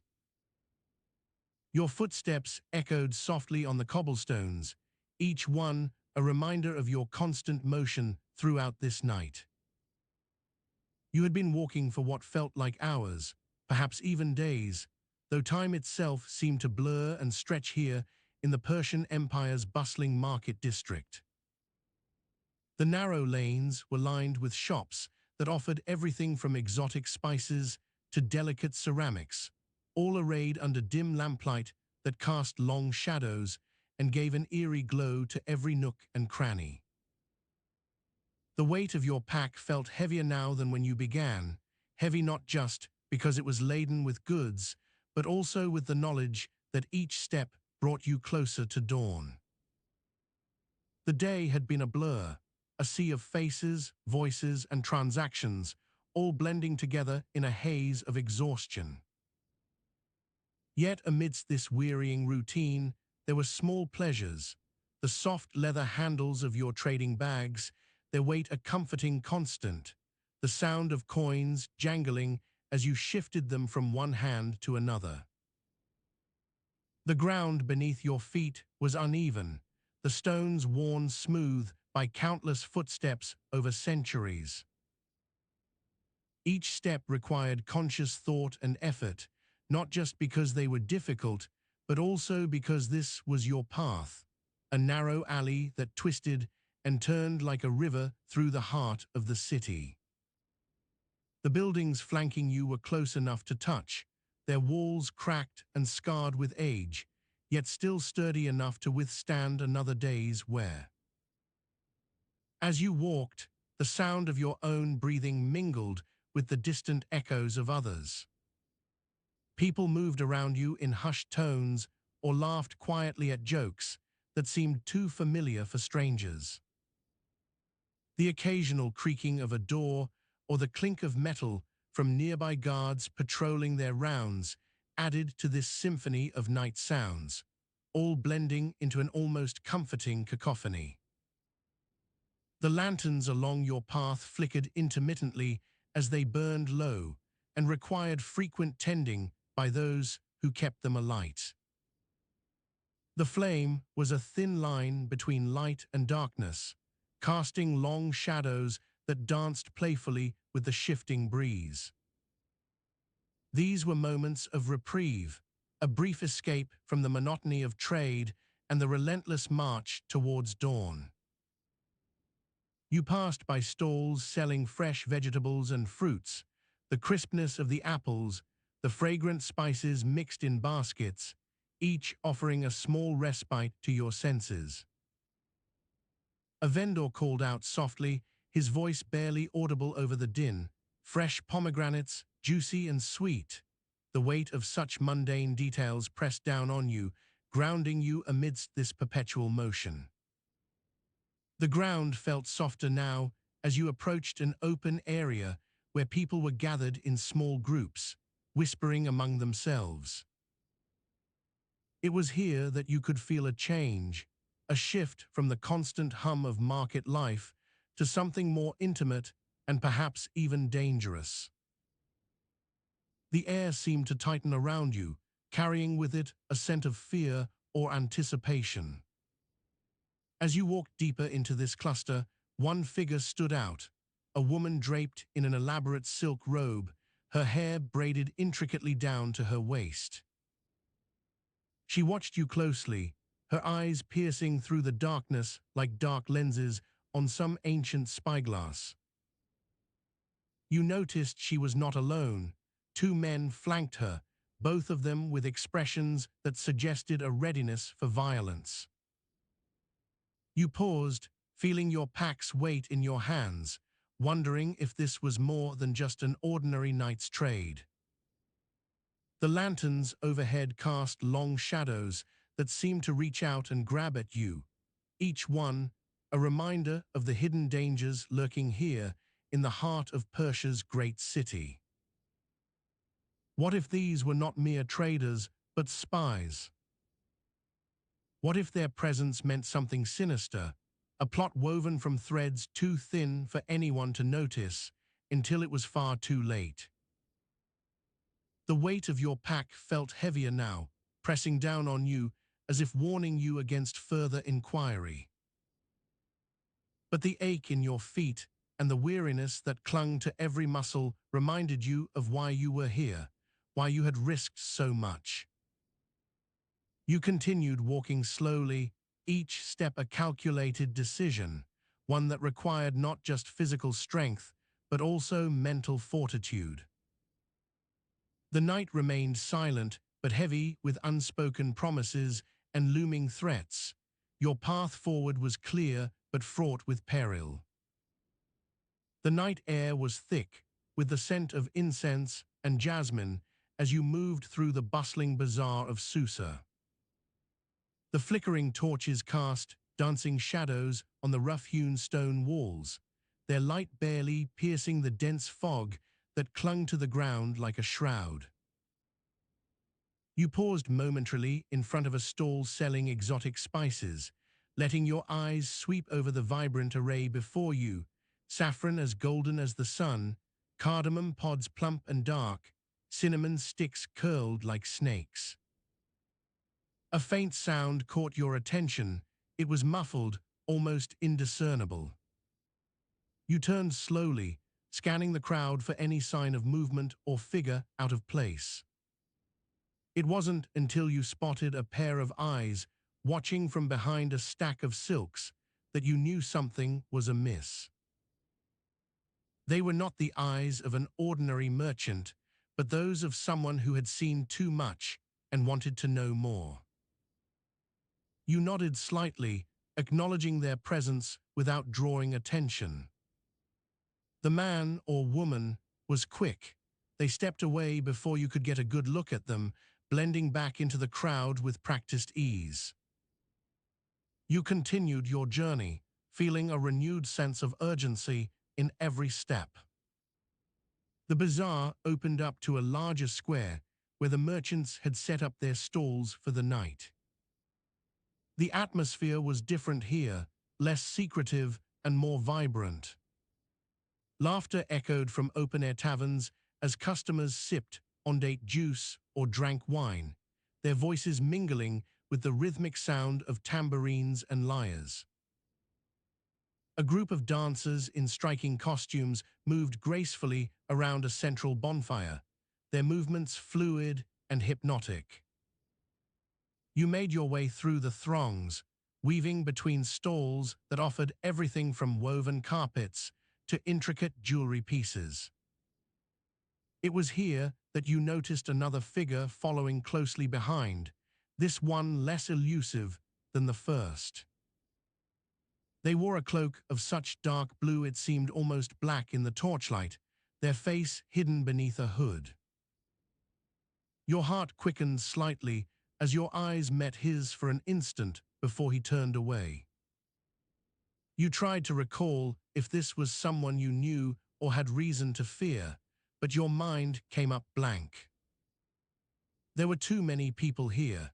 It would be difficult to track them both down without drawing unwanted attention. You stopped at a stall selling medicinal herbs and poisons, the owner an old woman with eyes as sharp as any merchant's.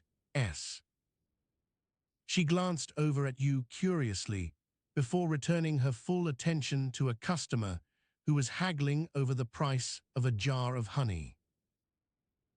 "Anything I can help you find tonight?" she asked in a voice that was both kind and cautious. You shook your head, trying to focus on something other than the two mysterious figures. "Just browsing," you replied lightly. The old woman nodded understandingly, her gaze drifting back towards the entrance, as if waiting for someone's return. You took advantage of this momentary distraction to slip into a shadowy corner near another stall where she couldn't see your movements so easily. From there, you could see both figures more clearly now. They were standing by an ornate fountain at the center of the square, their faces illuminated by its light as they spoke in hushed tones. The one who had been closer to you was speaking, while his companion listened intently, nodding occasionally. You leaned forward slightly, straining your ears to catch what they said. "Need it done tonight," the first man's voice grated out, heavy with urgency and authority. His words were barely more than a whisper, but still carried an unmistakable command. Your blood ran cold as you realized this was no ordinary encounter. These men had business that required extreme measures. You knew you couldn't simply walk away now without knowing what they planned or who might be involved next. With a deep breath, you made your decision and slipped out from the shadows to approach them directly. "Excuse me," you said softly but firmly, drawing their attention immediately. Both men turned towards you, faces expressionless beneath their hoods. The one speaking stepped forward slightly, his voice lowering as he addressed you. "Can I help you?" You hesitated for a moment before responding, trying to keep your tone even and nonchalant. "I was just curious about the goings-on around here," you said smoothly. "These are some interesting times in Susa." The man's eyes narrowed ever so slightly as he sized you up. Then, without warning, his hood slipped back, revealing a face that wasn't entirely foreign to your memory. "Ah, you're one of them," he murmured, almost to himself. "Interesting choice for an ally." You felt a shiver run down your spine, but kept your composure. "I'm just here on business," you said carefully. "But I've heard rumors about certain activities taking place tonight that might affect my interests.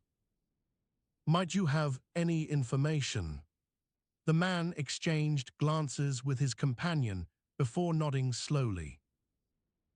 "We can discuss it elsewhere if you're truly interested in such matters," he offered, gesturing towards a nearby alleyway.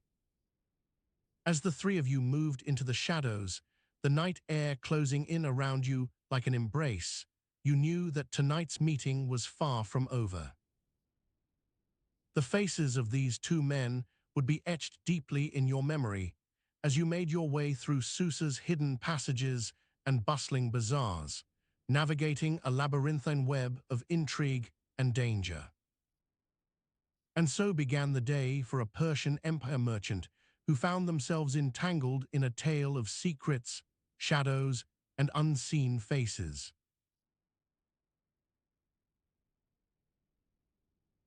The air was heavy and thick, with a scent of incense that lingered after the morning prayer had ended. The weight of the day's satchel rested on your shoulders, its leather creaking softly as you shifted to find some relief from the constant pull. You breathed in deeply, feeling the cool morning breeze that swept through the bustling bazaar, carrying with it the sounds of haggling merchants and the distant call of a muezzin from an unseen minaret. The sun was just beginning its ascent, casting long shadows across the cobblestone streets, painting everything in hues of gold and red. As you walked along the narrow alleyways, each step echoed softly against the stone beneath your feet. You could feel the rough texture of the worn path under your sandals, a constant reminder of the countless footsteps that had crisscrossed this city for centuries. The air was still cool from nightfall, but it was starting to warm with the promise of an eventful day ahead. The satchel in your hands contained not just goods and documents, but also secrets, secrets that nobody would say out loud after the third day. It was a phrase whispered among traders in dark corners or under false pretenses, a cautionary tale that had become part of every merchant's lore here in this city. You glanced down at the leather pouches and scrolls nestled inside. Each item represented weeks of negotiation, countless trips to distant markets, and endless cups of sweet tea shared with trusted allies. The weight was more than just physical. It carried with it the hopes and dreams of your family back home, as well as the potential for a fortune made or lost in this unpredictable world. The bazaar was already alive with activity by now. Merchants were setting up their stalls under canopies of colorful fabrics, hawking everything from exotic spices to delicate pottery and fine textiles. The air was filled with the mingled scents of cinnamon, saffron, and rose petals, a heady mix that could make one's nose ache or fill them with an almost overwhelming sense of possibility. You passed by a stall where a woman with eyes like deep pools of water was weighing out some precious stones for a customer. The jingling of coins as they were counted seemed to reverberate through the air, each coin representing hard-earned wealth and the potential for transactions yet to come. Nearby, a young boy dressed in tattered clothes was polishing glass vases with such skill that their surfaces shone like mirrors. The sound of haggling grew louder as you approached your own stall, where an old man named Hakim waited patiently, his eyes fixed on some parchment he had been studying intently. You set down the satchel gently and straightened out its contents before beginning to unpack them for the day's transactions. The light filtering through the canopy above cast everything in a warm golden glow, illuminating the fine details of each item you laid out. Hakim looked up as you began, his gaze sharp but not unkind. "Ah, dear boy," he said with a smile that was both welcoming and calculating. "Have your travels been fruitful?" You nodded, spreading out the documents and samples across the wooden table. Hakim's fingers traced over one of the scrolls, examining it closely before nodding in approval. "Excellent work today, my friend."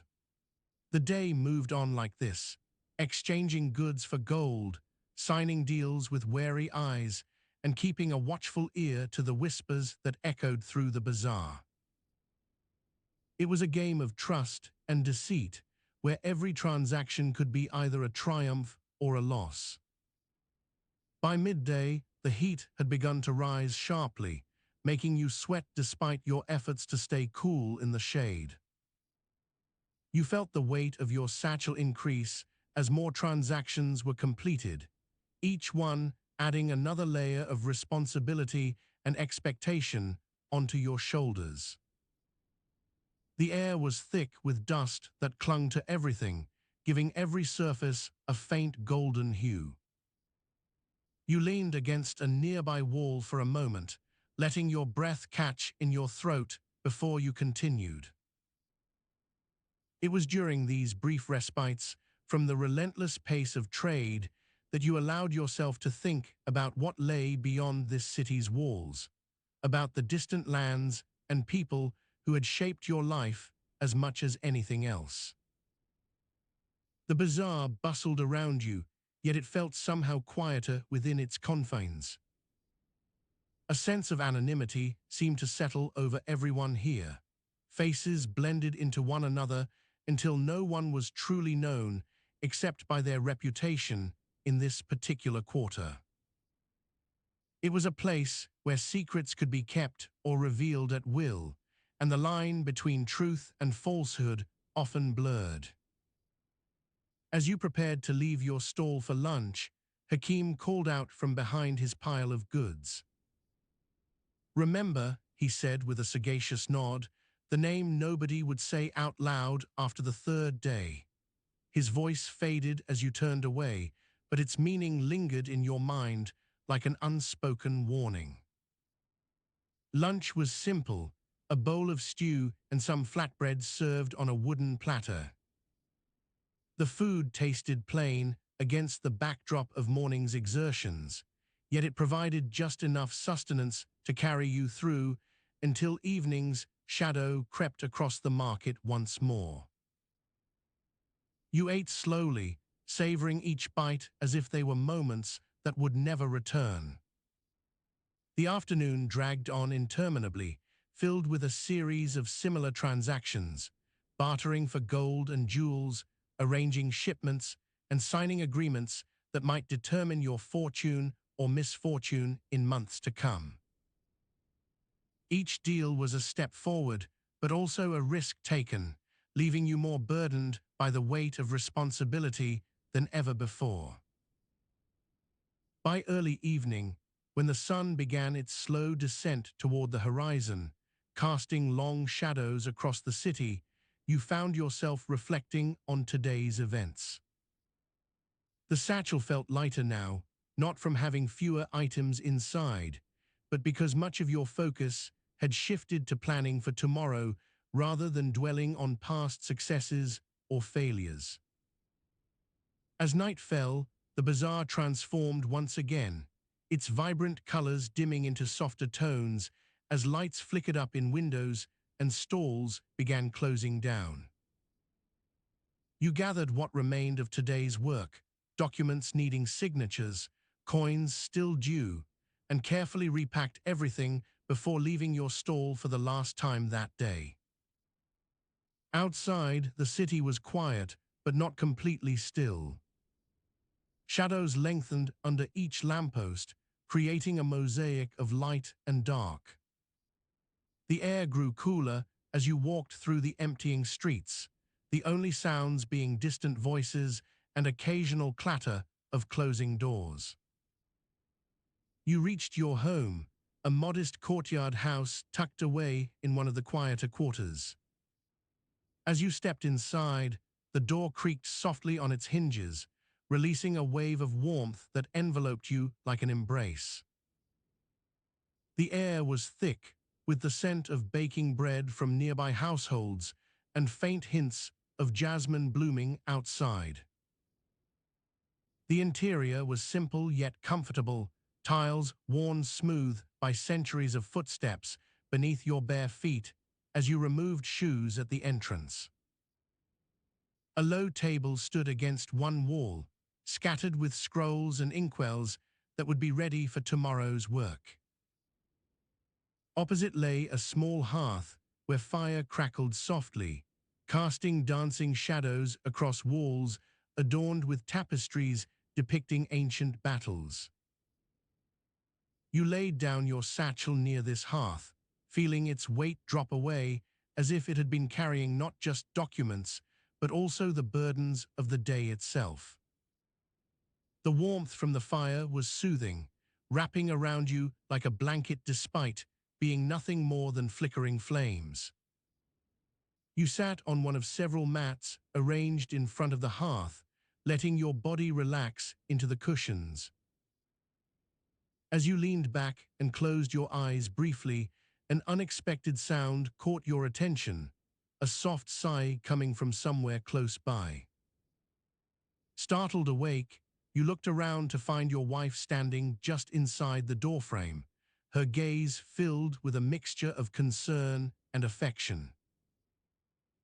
"Are you all right?" she asked softly, stepping further into the room. "You look tired." You nodded slowly, feeling the fatigue finally catching up with you. Her presence was a comfort in this moment, a reminder that no matter how heavy the load or many the secrets, there were people who cared about your well-being beyond those of business alone. Together, you sat by the fire and began to recount the day's events, much like so many nights before. The stories mingled with laughter and shared memories, until even the most mundane details took on a charm that made them seem anything but ordinary. As night deepened around you, the world outside quieted further still, leaving only the gentle crackle of wood burning in the hearth for company. You lay down at last, feeling the pillow beneath your head and the warmth from the fire seeping through blankets. Sleep came gently, carrying with it dreams of tomorrow's potential as well as tonight's tranquility. And so ended another day in the life of a Persian Empire merchant, entangled in tales both whispered and recorded, each one contributing to an ever-growing tapestry woven across time and space.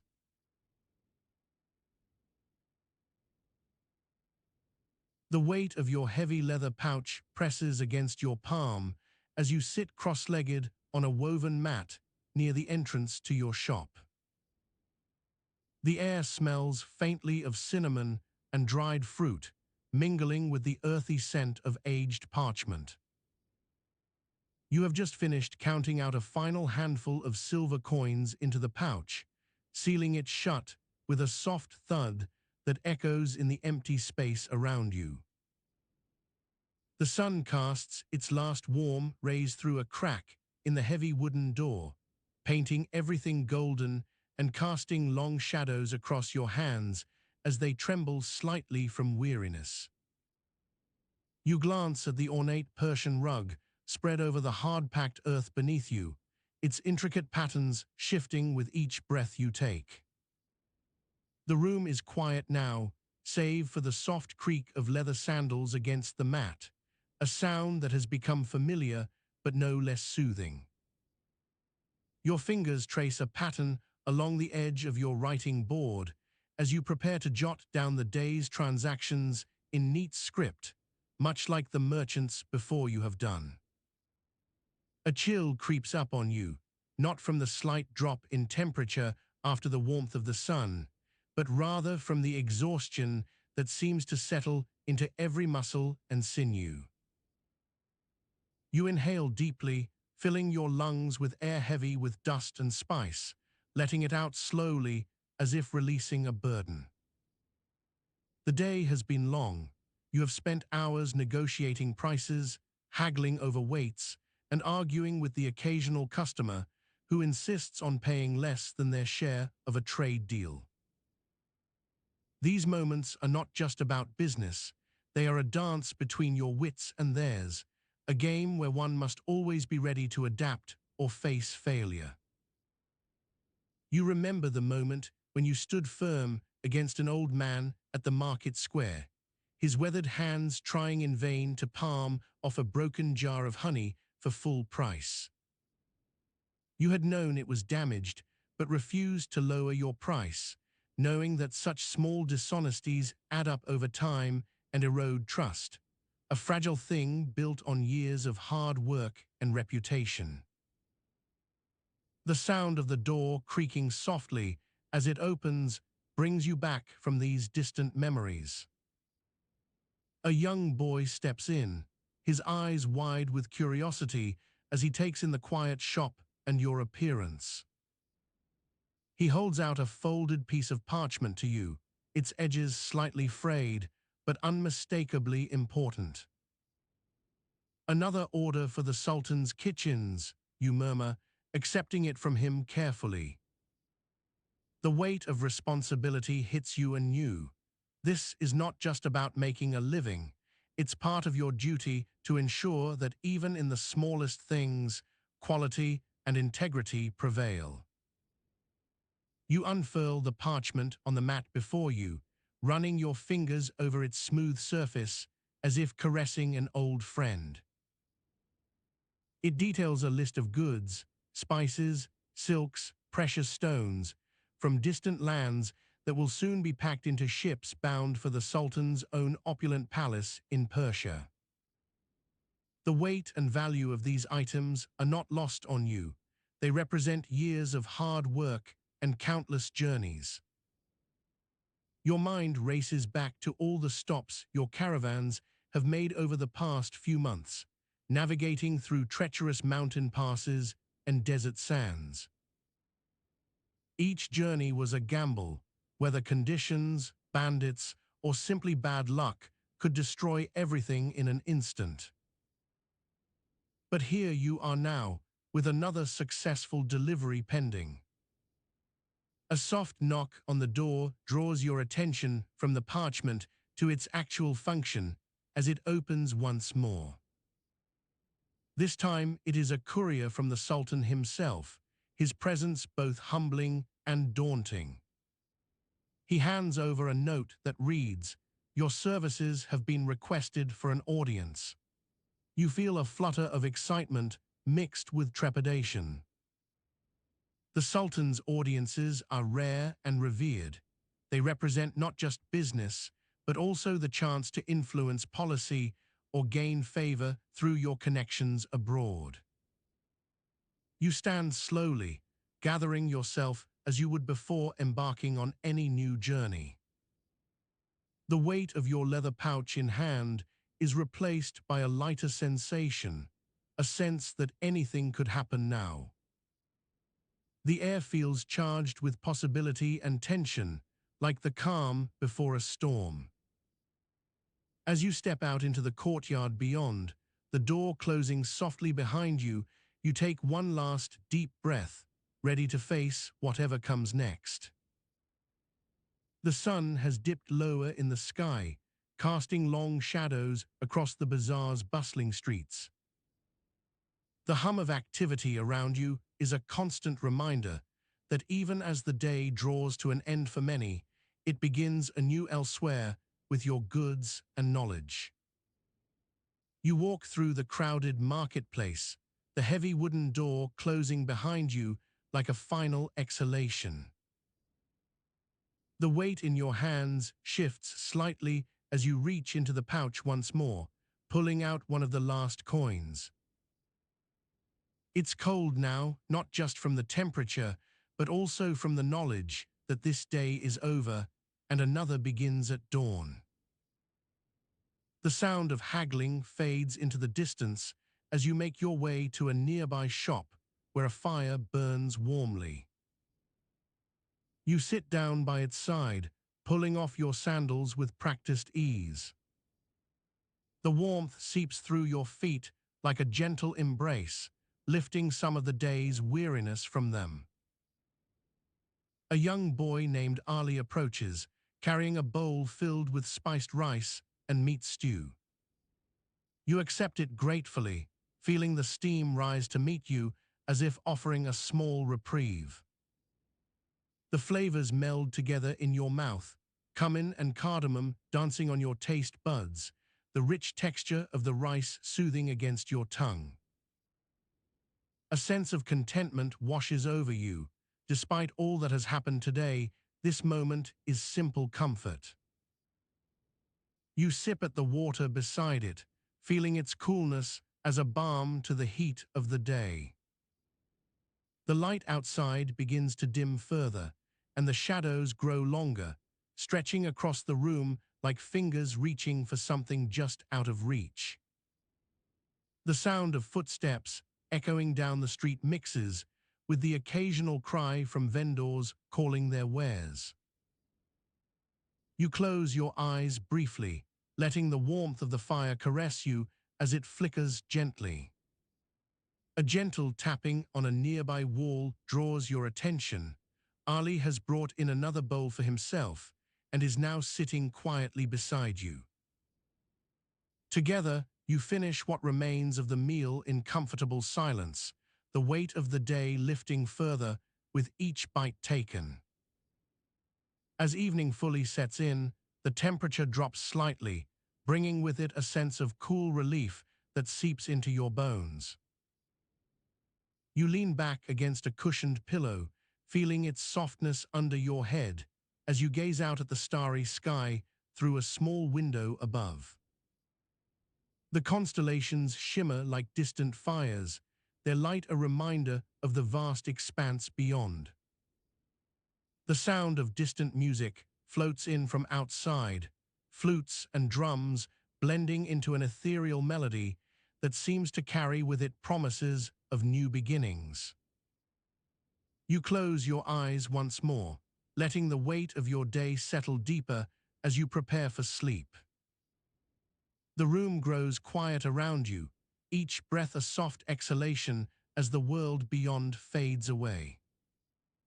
And so ends another day in the life of a Persian Empire merchant, entangled in tales both whispered and recorded, each one contributing to an ever-growing tapestry woven across time and space.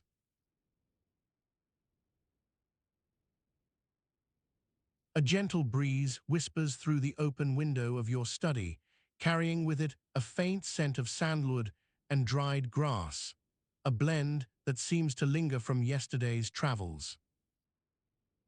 The air inside feels warm but not oppressive, just enough to make you feel cozy as you sit in your well-padded chair. You reach for one of the many scrolls scattered about, their edges worn smooth by constant handling. Your fingers trace over a particular scroll, its parchment slightly crinkled where it's been folded and unfolded countless times. It's not any ordinary document. This is a letter from a distant cousin in Egypt, talking of spices and jewels, promising stories of adventure. You let out a slow exhale as you begin to unroll the scroll. The light here is perfect, a soft glow that seems to come directly from the fire burning low by your side. The flames dance with shadows on the walls, casting patterns across the floor like miniature dancers in an invisible ballet. Your eyes adjust slowly to this half-light, and you find yourself drawn back a few years when you first embarked upon these journeys.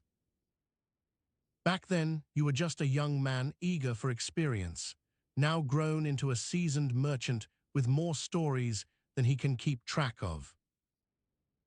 The weight of this scroll in your hand is comforting. It's like holding onto the past, fragile yet resilient enough to carry through time and space. You begin to read, your voice barely above a whisper, almost afraid you might disturb whatever calm has settled over the room. My dearest cousin. The sound of crackling fire fills the silence around you, as if to remind that even in stillness, there's life. The warmth is constant but gentle, like a mother's embrace. You lean back into your chair, letting go of any tension from earlier in the day. As you continue reading, memories surface, vivid yet hazy at once. Images flash, bazaars bustling with color and noise, exotic faces smiling under fez-like hats, merchants haggling over prices that seem arbitrary but carry more weight than they might admit. Each word on this scroll brings back warmth, comfort, a reminder of the world beyond these walls. Your thoughts drift to the last time you saw your cousin, how he laughed when talking about his latest acquisition, a piece said to be one of a kind, possibly even legendary. You remember how it was passed down through generations, its history as much in doubt as its true value. But then again, isn't that what makes stories so captivating? The uncertainty wrapped up neatly within them. You finish the letter and re-roll the scroll carefully, placing it back among others near your chair. As you do this, a small coin, a silver drachma, falls out onto the floor.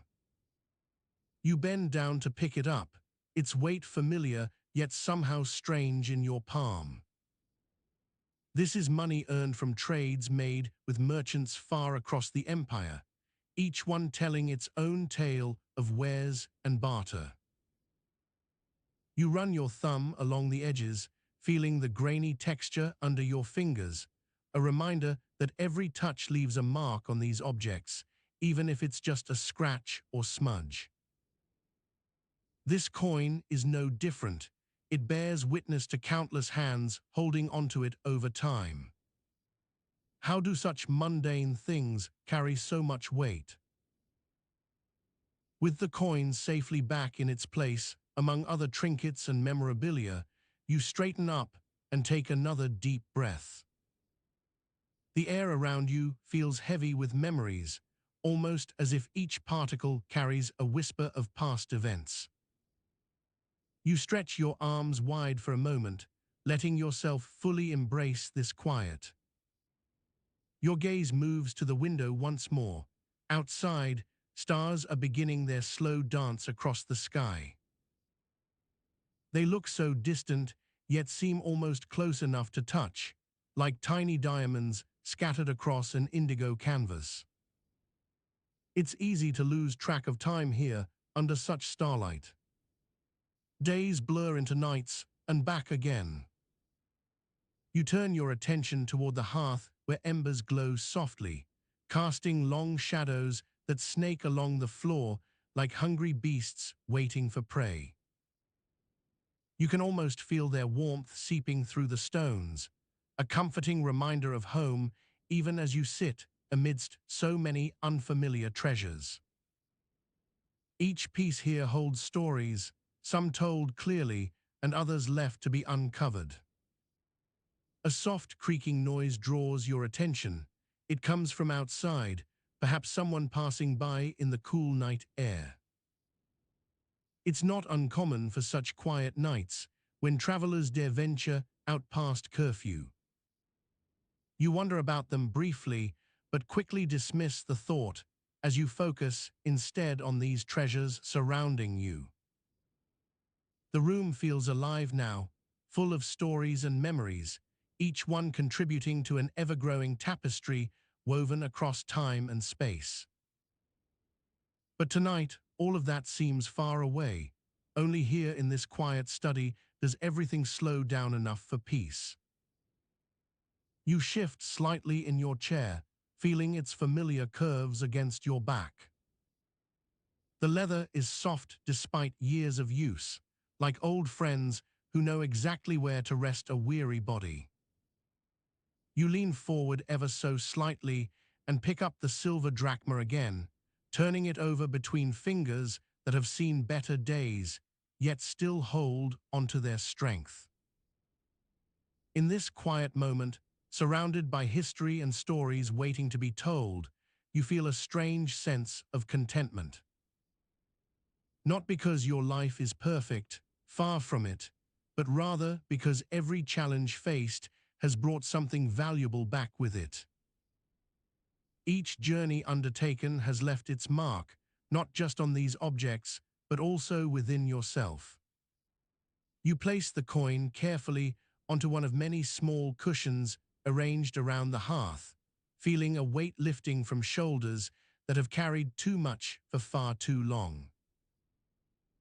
As you do this, your eyes drift once more to the stars outside, twinkling like tiny lanterns guiding lost souls back home. Tonight, at least, they seem bright enough to see clearly. And so ends another day in the life of a Persian Empire merchant, entangled in tales both whispered and recorded, each one contributing to an ever-growing tapestry woven across time and space. As the final glow from the lanterns slowly faded into the cool night air, Mithra wrapped his woolen cloak tighter around himself and gazed up at the stars that had guided him through countless nights. The vastness of the heavens seemed to mirror the endless possibilities within the bustling bazaar below, where merchants of all kinds gathered their goods for a day of trade and exchange. Tonight's cargo was particularly precious. Mithra carried with him not just silks and spices, but also objects that had changed history in ways few could fathom. Among these treasures lay an ancient scroll from the Library of Alexandria, carefully wrapped to protect its fragile papyrus fibers. It was said that this document held knowledge on mathematics and astronomy so advanced it challenged even Mithra's own understanding. He marveled at how such a single piece of paper could hold secrets capable of altering the course of human progress. Mithra's thoughts were interrupted by the arrival of a young apprentice, eager to learn from his master. "Master Mithra," he said with a bow, "what treasures do you carry tonight?" "I must see them. These are not just any goods, boy," Mithra replied, handing over a small leather-bound box. Inside lay a replica of the Antikythera mechanism, a device so complex and sophisticated that it defied comprehension for centuries after its discovery. "The Greeks knew much more than we give them credit," Mithra mused aloud. "This mechanism suggests they had knowledge far beyond our current understanding, perhaps even predicting celestial movements with remarkable accuracy." The apprentice's eyes widened as he examined the intricate gears and dials. "Is it real?" he whispered in awe. "Almost," Mithra corrected gently. "But its existence challenges us to question what we know about ancient civilizations and their contributions to science. These objects are more than just trade. They represent connections between different eras, bridging gaps that time seems intent on widening." As the apprentice handled the mechanism with reverence, Mithra recounted stories of how this device had once been lost in shipwrecks only to resurface centuries later, sparking debates among historians and archaeologists. He spoke of how its discovery forced scholars to reevaluate their understanding of Greek technology and intellectual prowess. You see, he said, these objects are not merely physical things. They are gateways into the past, portals that allow us to peer through time's veil at moments where human curiosity and ingenuity reached unprecedented heights. Meanwhile, Mithra noticed a group of travelers huddled around another merchant, discussing the latest coins from various empires. The intricate designs on these metallic treasures fascinated him. They depicted not only rulers, but also philosophical concepts, artistic expressions, and even astronomical charts. Each coin was like a miniature window into history, revealing cultural values and economic relationships that spanned vast distances. These are not just currency, Mithra explained to the apprentice. They tell stories of trade routes, alliances, wars, and diplomacy. They show us how economies functioned centuries ago, how wealth flowed through cities and kingdoms. As dawn approached, casting long shadows across the market, Mithra made his final exchanges. He sold a beautifully crafted silver jug with intricate carvings depicting scenes from Persian mythology, a piece that would surely fetch a good price in one of the grand houses back home. Remember, he advised the apprentice before sending him off to secure deals for more trade items, these treasures are not just objects, they carry stories and knowledge. Each interaction, every sale or purchase, is part of an ongoing narrative, a shared human experience that transcends time. With a final glance at the dawn's light breaking over the rooftops, Mithra set off on his journey home, mind still alight with thoughts of history's hidden treasures and their profound impact on humanity. He knew well that tonight was just one thread in an ever-growing tapestry. Each interaction held potential for discovery and enlightenment. In the coming days, these objects would find new homes, some to be displayed proudly as symbols of wealth and status, others perhaps to inspire scholars seeking answers to ancient questions. Yet whatever their fate, Mithra reflected, they remained links between past and present, bridging divides not just in commerce, but also in understanding. And so ended another day for the Persian Empire merchant, entwined once again with tales both whispered and recorded, each object a gateway into worlds unseen, yet deeply connected through threads of shared human endeavor. The faint scent of incense wafted through the air, mingling with the lingering warmth of a long day's exertions as you lay down on your cushioned bedroll. The soft wool under your back cradled what little rest remained in this world before sleep claimed its gentle reign. Outside, the night was still and silent, save for an occasional cricket chirping from somewhere nearby, a reminder that even here, among the bustling markets and crowded caravans of the empire's cities, nature whispered its timeless truths. You pulled your cloak tighter around you, feeling the weight settle softly against your chest. The material had seen better days, but still provided a semblance of comfort after a day spent under the sun. As your eyes began to close, the humdrum tasks of the day, negotiating prices with merchants, tasting samples of exotic spices, and haggling over weights, seemed like distant memories. In this moment, the only sounds were those of your own breathing, slow and steady as you inhaled deeply. The air was cool but not cold, a balmy respite from the earlier heat that had clung to everything it touched during the day's relentless sun. Your hand drifted down to rest on an intricately carved wooden box at your side, a gift from a friend, its smooth surface now cool and inviting. The past few months had seen you navigating treacherous waters, both literal and metaphorical. The trade routes that once seemed so safe were now marred by whispers of unrest, the very essence of commerce tainted by suspicion and distrust. Every market felt like a potential battleground where a single misstep could cost more than just your coin. You remembered the day clearly, a particularly hot afternoon when you had approached a group of traders in a bustling bazaar. The air was thick with dust and smoke from burning frankincense, each vendor hawking their wares with zeal. You tried to keep cool, sipping water regularly from a leather flask as you moved between stalls.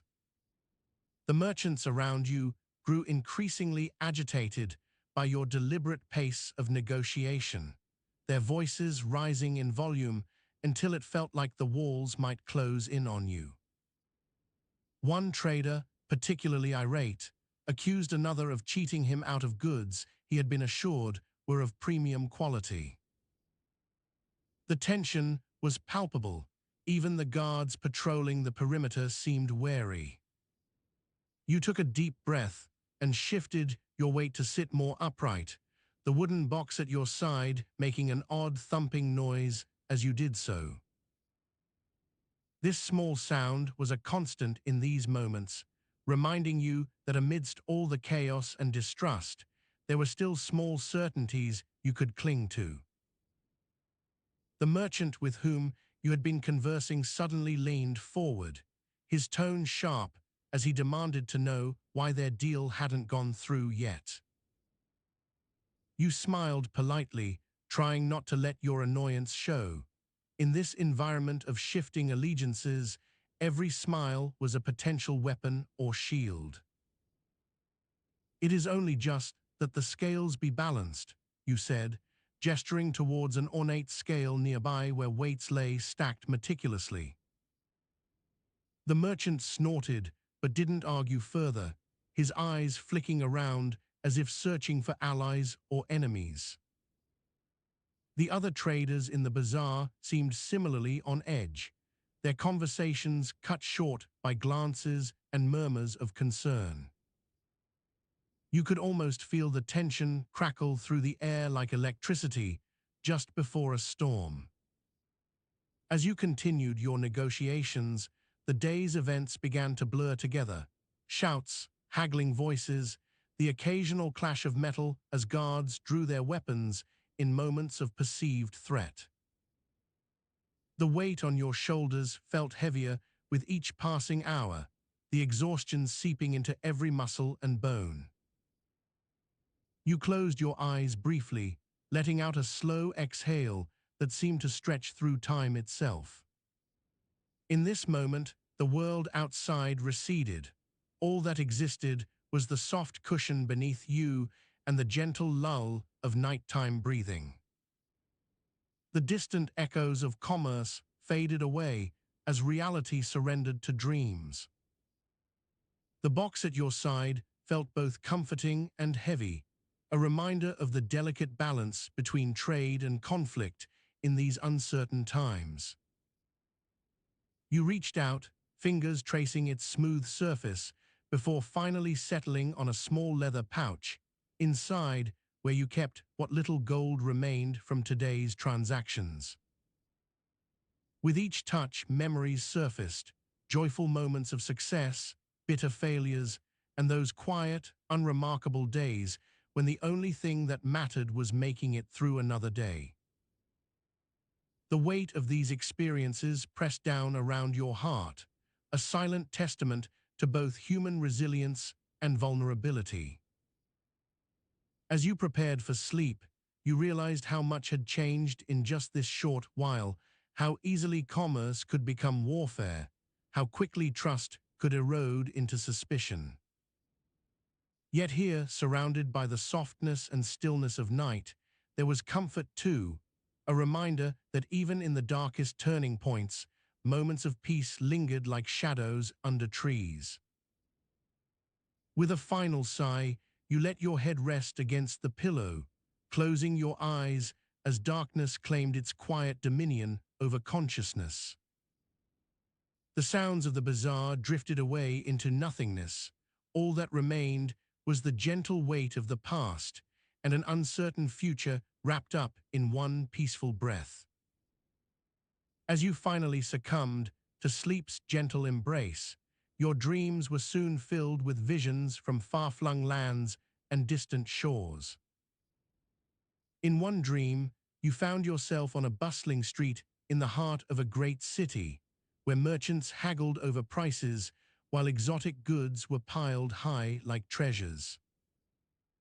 The scent of spices and incense wafted through the air, mingling with the faint aroma of freshly baked bread from a nearby bakery. In another, you stood before a mighty fortress carved into the side of a mountain. Its walls, once strong enough to repel invasions by barbarian hordes, now seemed fragile against the encroaching darkness that had begun to seep through its crevices. The air was thick with tension and fear as the distant sounds of conflict echoed from beyond the citadel's gates. As dawn broke, you woke with a start, your heart pounding in your chest.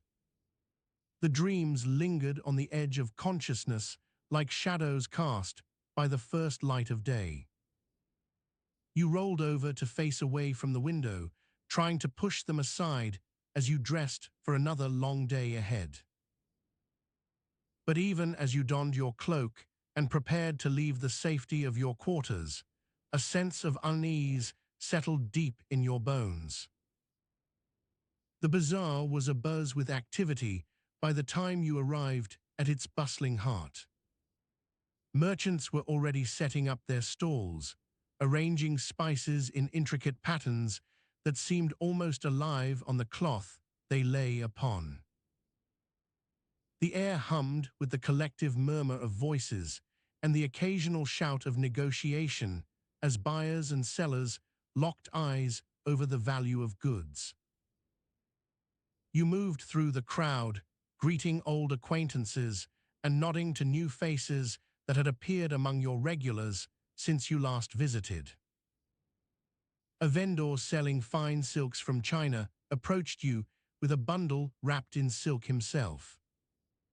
"Good day, merchant," he said, his voice warm and inviting as ever. "May I offer you some of the finest cloths my caravan brought back from beyond the great river?" You accepted his proffered sample, your fingers tracing the smooth texture before nodding appreciatively. "Indeed, they are splendid," you replied. "I shall certainly consider them for purchase later today." Your attention was soon drawn to a commotion near one of the stalls selling weapons and armor.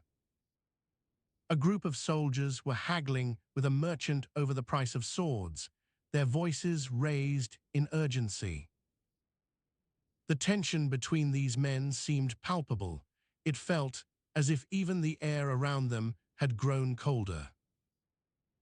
As you continued your rounds through the bazaar, you couldn't shake off the feeling that something was amiss. It wasn't just the soldiers or the dreams from last night. There were whispers and glances exchanged among merchants and travelers alike. A sense of impending change seemed to hang in the air like an invisible weight. You made a note to seek out your trusted advisor, Zahir, who often provided insight into such matters.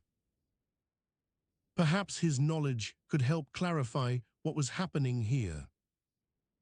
With this thought in mind, you decided to visit him before attending any meetings at court later that day. Zahir's residence lay just outside the main gates of the city, nestled among rows of small houses and bustling workshops. As you approached, a servant met you at the door, bowing respectfully as he opened it for your entry. "Welcome, merchant," he said in a low voice, his eyes darting around cautiously. Inside, Zahir awaited you in his study, surrounded by maps and and scrolls detailing trade routes stretching across continents. He rose to greet you with a warm smile, though the concern etched into his features did not escape your notice. "My friend," he began, "I believe it is time we discuss matters of more pressing importance than usual." You nodded, taking a seat beside him as he continued. "The whispers in the bazaar are not mere idle talk. They signal something significant.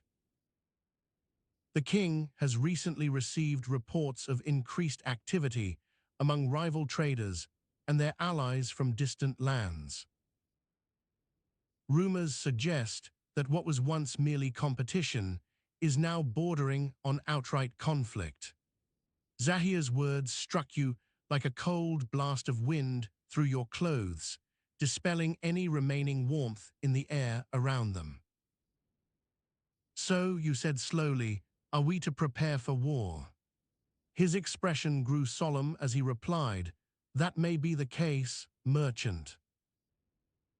The king has already ordered fortifications to be strengthened and supplies stockpiled. It is not yet clear who or what this conflict will entail, but it would behoove us all to remain vigilant." As Zahir spoke, you found yourself contemplating the dreams that had plagued your sleep. Perhaps they were more than just prophetic visions. Maybe they represented a warning of things to come. With renewed determination, you thanked him for his counsel and left, resolving to approach each day with increased caution. The rest of the morning passed in a blur as you navigated court meetings, trade negotiations, and private discussions about potential alliances. Each interaction seemed tinged with an undercurrent of unease that you couldn't fully ignore. By evening's fall, your mind was exhausted, but your resolve strengthened by what Zahir had shared. As night drew its final veil across the city, you returned to your quarters, feeling a mix of fatigue and anticipation. The sounds of the bazaar faded into distant murmurs as darkness claimed its quiet dominion over consciousness once more. But this time, instead of dreams filled with distant lands or looming threats, visions of conflict and betrayal danced at the edge of your sleep. You lay there for what felt like hours, listening to the soft lullaby of a nightingale singing from somewhere beyond the city walls. The song seemed almost comforting in its simplicity, a stark contrast to the turmoil brewing within you. Slowly, with heavy eyelids and a heart that throbbed with worry, you surrendered yourself to sleep. And as dreams claimed your mind once more, they brought not visions of trade or prosperity, but rather scenes of soldiers marching through streets now lined with burning torches, of alliances forged in the heat of battle, and of futures uncertain yet fraught with danger.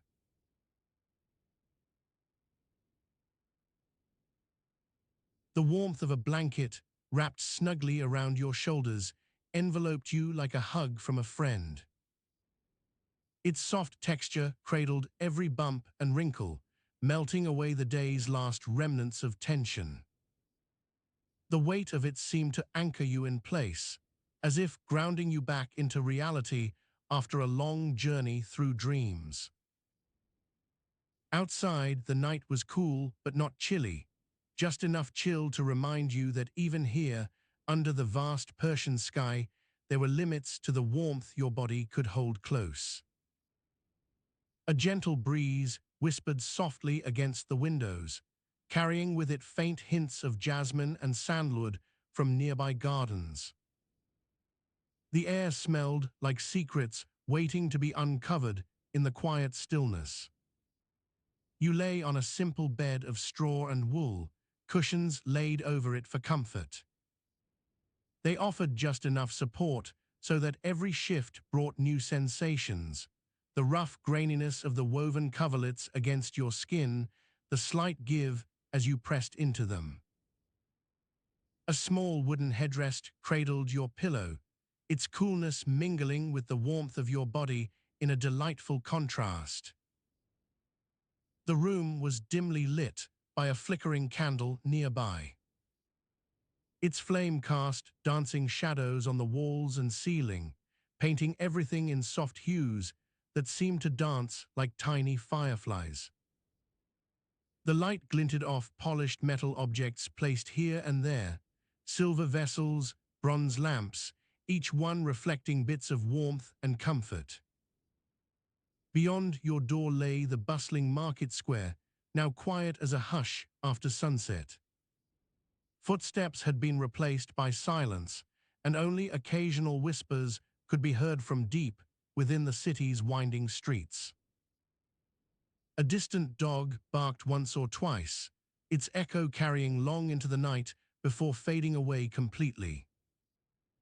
You shifted again, finding your most comfortable position. The blanket felt like an old friend, worn smooth over time, with tiny imperfections that made it feel uniquely yours. Its scent was a blend of the day's activities, dust from the market, remnants of incense used in prayer, and a hint of something spicy that you could not quite place. Above your bed hung a small tapestry depicting a scene from an ancient battle. It was a simple design, just two soldiers clashing with swords, and yet it held a timeless quality. The threads were faded, but still vivid enough to catch the light and cast shadows across its surface, making every thread seem alive under moonlight. The scent of pine filled your nostrils as you lay there, carried in from an open window nearby. It was like being wrapped up in nature's embrace after a long day. A small wooden box beside your bed contained oils for massage, sesame and lavender mixed together to soothe the muscles and ease any lingering stiffness. You stretched slightly, feeling every muscle wake up gently under layers of warmth. Your fingers traced patterns on the woven coverlet, as if trying to remember them by heart. The weight of a small leather satchel lay at your side, a keepsake from one of many journeys undertaken over the years. Inside were tokens and trinkets, little reminders of places visited, faces seen. A soft knock sounded at your door, startling you gently awake. It was only the sound of someone testing to see if you had finally fallen asleep after a long day's work. A small voice called out from behind it, "Are you well?" You replied softly, "Yes, I am." The door opened slightly and light filtered in around the edges. "Good night," the figure said quietly, before closing the door again with softness that seemed to promise more gentle care through the night. You could hear their steps fade away as they turned back towards their own bed for rest. The air felt thick now, heavy with sleep's promise. A small cup of milk and honey sat on a nearby table, a simple bedtime treat meant to soothe and nourish before closing your eyes once more. Its warmth was just beginning its journey down through the body, mingling slowly with other fluids that prepared for rest. You took another deep breath, letting it fill every part of you, lungs, heart, mind. The world outside seemed so far away now, reduced to tiny whispers and distant shadows. Here within this room, nothing mattered but the present moment and its promise of peace. The blanket slipped a little lower as your body relaxed further still, each breath growing slower and more even. You closed your eyes finally, welcoming darkness into every crevice. It felt like sinking gently beneath water, weightless yet secure, safe in the arms of night itself. And there you lay, surrounded by warmth and quiet, ready to be carried away on a sea of dreams where anything was possible. The warmth that enveloped you seemed to grow thicker as your eyes closed fully and you drifted into a gentle slumber. The softest whispers of silk rustled past, carrying with them faint scents of exotic spices and fresh herbs. Your mind lingered on these sensations for a moment longer before succumbing entirely to the embrace of dreams. In this realm where reality blurred with reverie, you found yourself standing in a vast market square.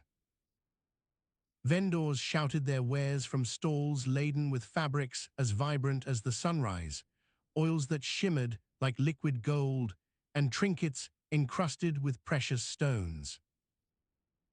The air was thick with anticipation and excitement, and amidst this bustling scene stood a stranger, a merchant of sorts.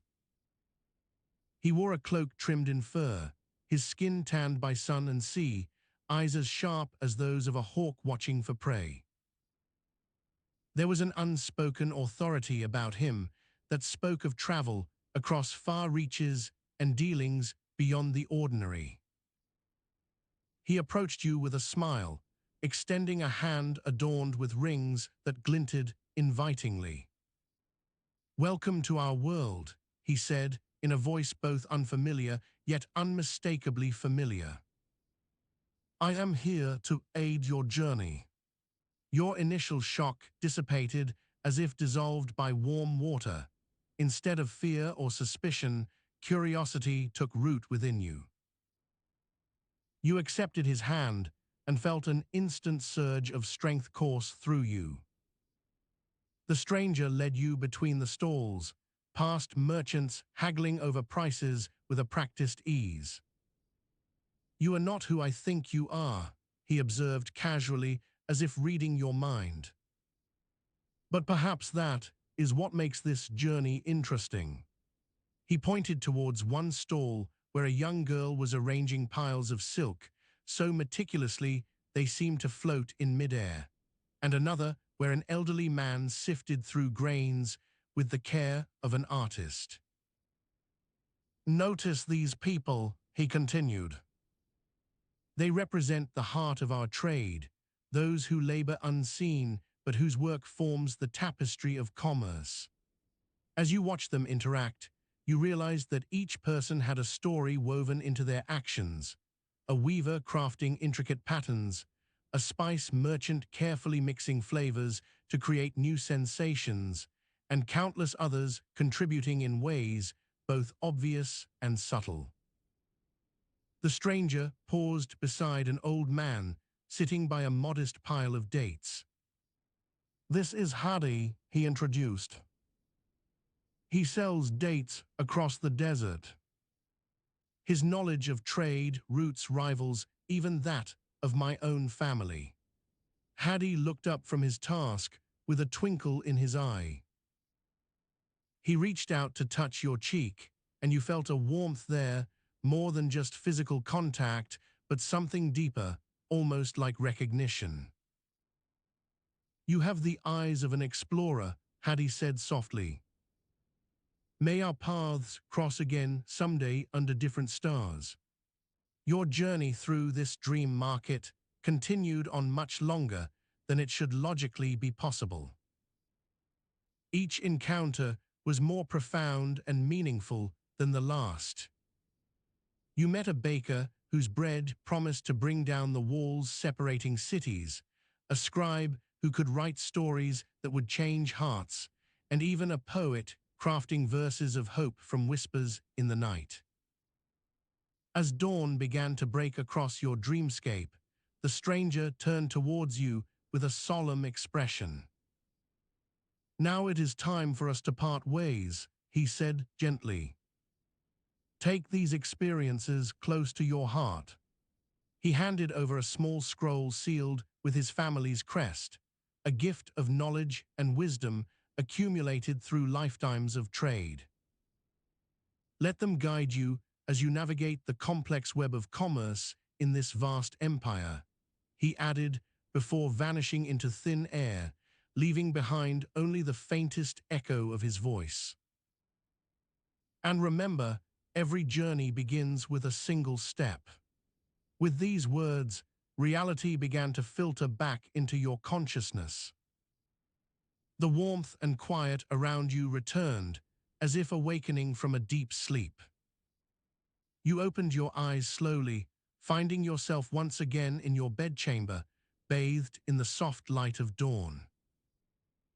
The scroll lay beside you on the pillow, its surface smooth, yet inviting. As you reached out to unfold it, the world outside began to stir with activity, the sounds of merchants setting up their stalls and citizens awakening to face another day filled with endless possibilities. You knew then that this encounter had left an indelible mark upon your soul, a silent ally standing by to guide you through the labyrinthine paths of trade and opportunity in the Persian Empire. The warmth of the Persian sun had long since faded, replaced by a gentle coolness that clung to the evening air like a second skin. The light of day waned into twilight as you stepped back from the bustling market square, your hands laden with pouches and jars full of various spices and oils. A soft breeze whispered through the narrow streets, carrying with it the faint scent of saffron and cardamom, a sweet yet pungent aroma that clung to your fingers like old friends. Your steps echoed softly on the worn stone pavement as you made your way toward home.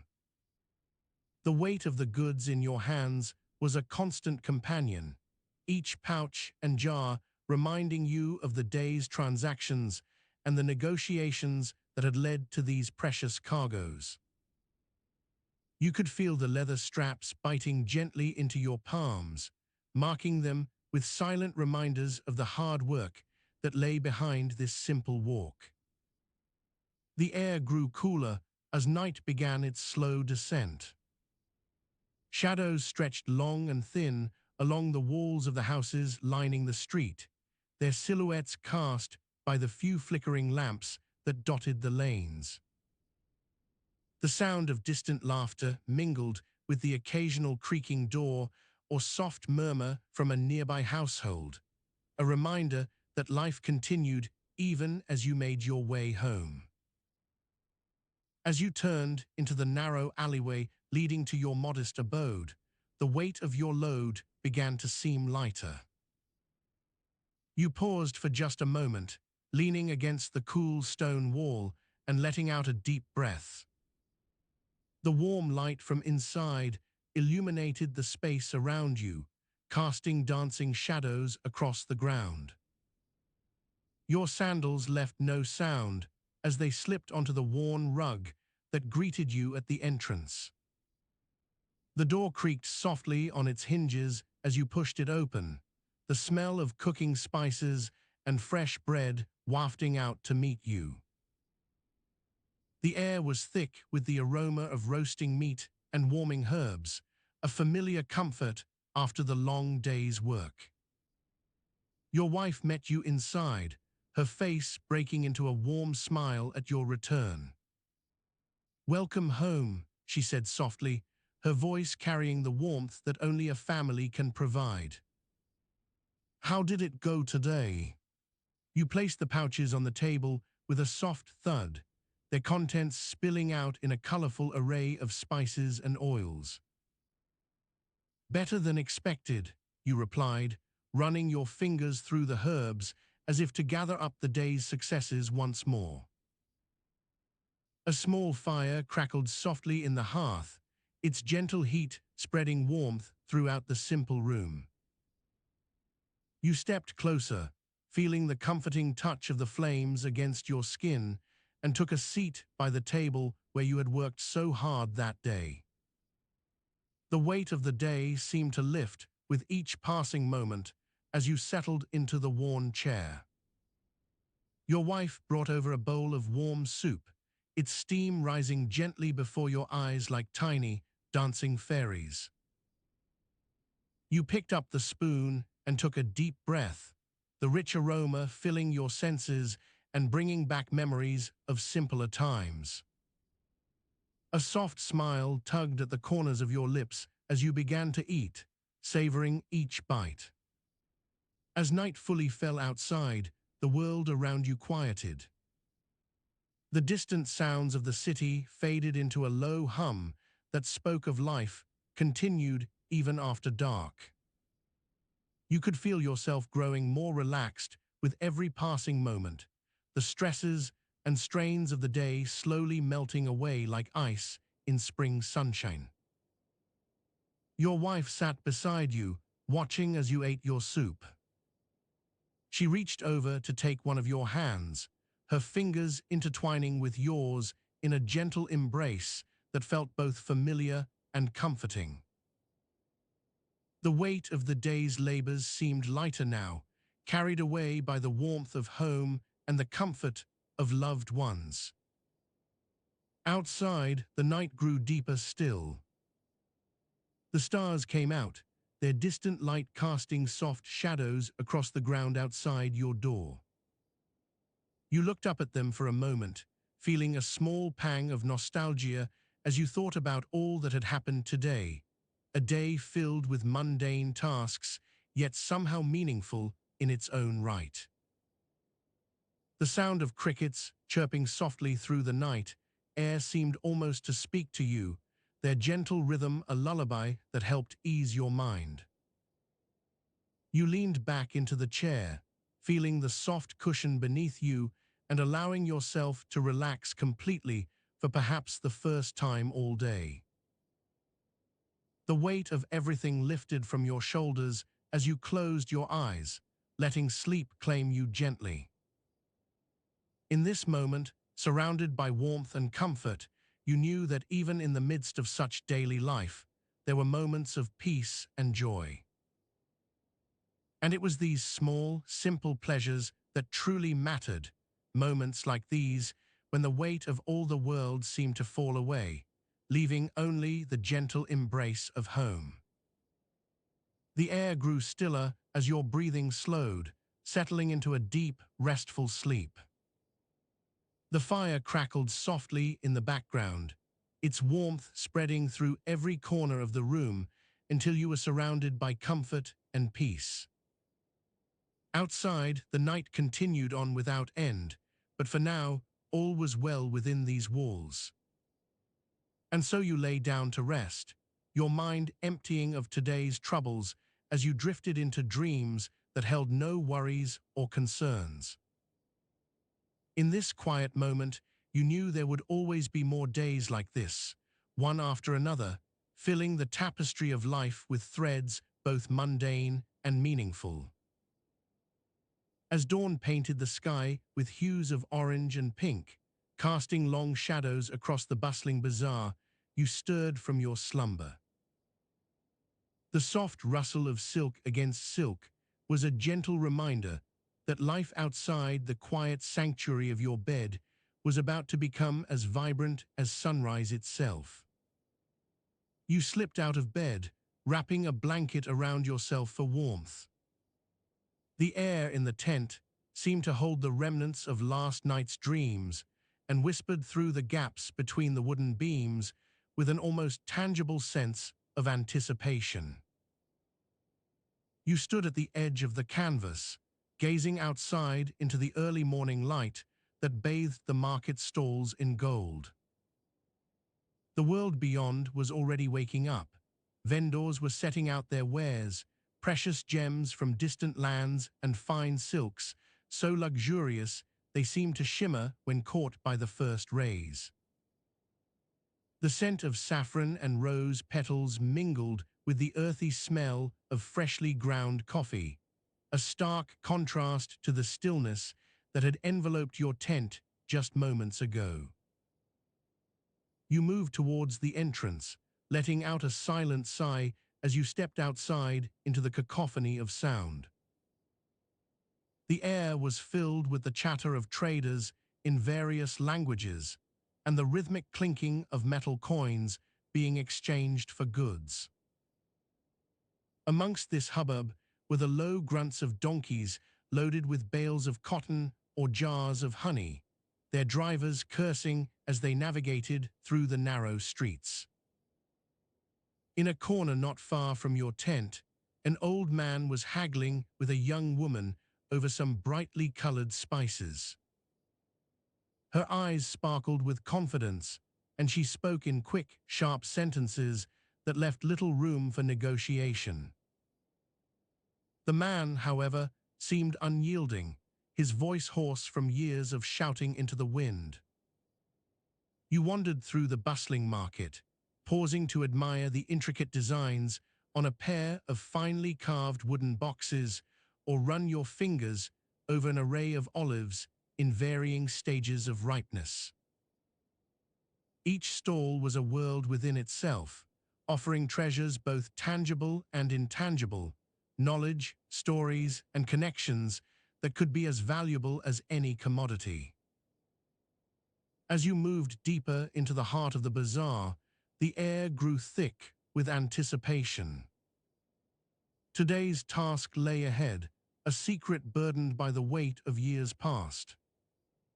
You had been chosen to carry it forward, not just for yourself, but for all those who came after, those whose very lives depended on your actions. The sun climbed higher in the sky, casting its golden rays over the vibrant market and onto the rows of stalls that seemed to stretch endlessly before you. Amongst this sea of activity, a small, unassuming shop caught your eye, a place where whispers were exchanged under veils, secrets passed from hand to hand like rare jewels. Inside, you found yourself in a room filled with artifacts from across Persia and beyond, pearls so large they seemed almost magical, intricate tapestries that told stories of valor and love, and an assortment of delicate gold coins. In the center of it all stood a man whose eyes held both wisdom and a hint of mystery. "Ah, my friend," he said with a smile as you approached. "I see we are in for another day of adventure." You nodded, feeling the weight settle more firmly on your shoulders. Today was not just about trading goods or even exchanging knowledge. It was about preserving something far greater, the secret that outlived everyone who knew it.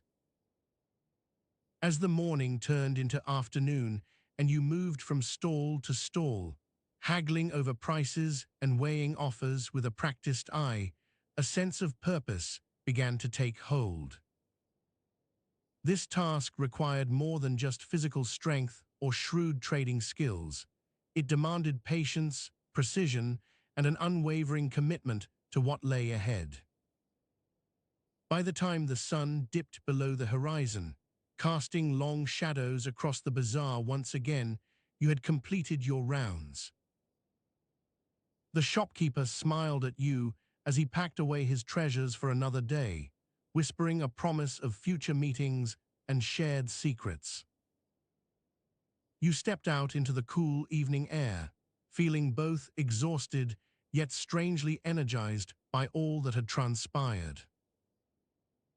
As you walked back towards your tent, the stars began to twinkle in the sky, a silent testament to the endless cycle of life, each night bringing new dreams and old ones revisited.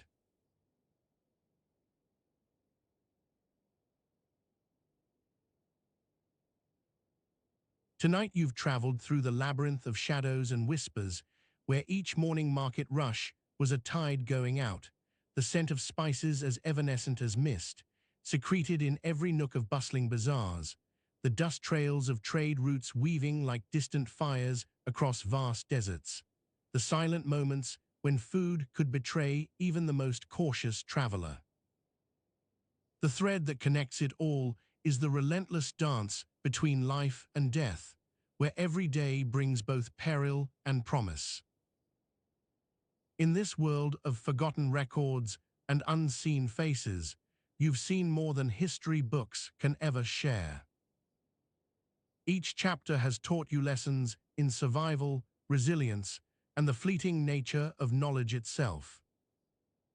If you'd like to keep exploring, You can gently tap like and subscribe so you don't miss the next journey. And if you feel awake enough, leave a comment and share where in the world you're listening from. As you drift towards sleep, let go of all these vivid recollections. They'll sink below your thoughts into dreams as deep as the earth's patience. Remember that time itself is but an echo, a gentle whisper through the ages, and each moment holds its own quiet power.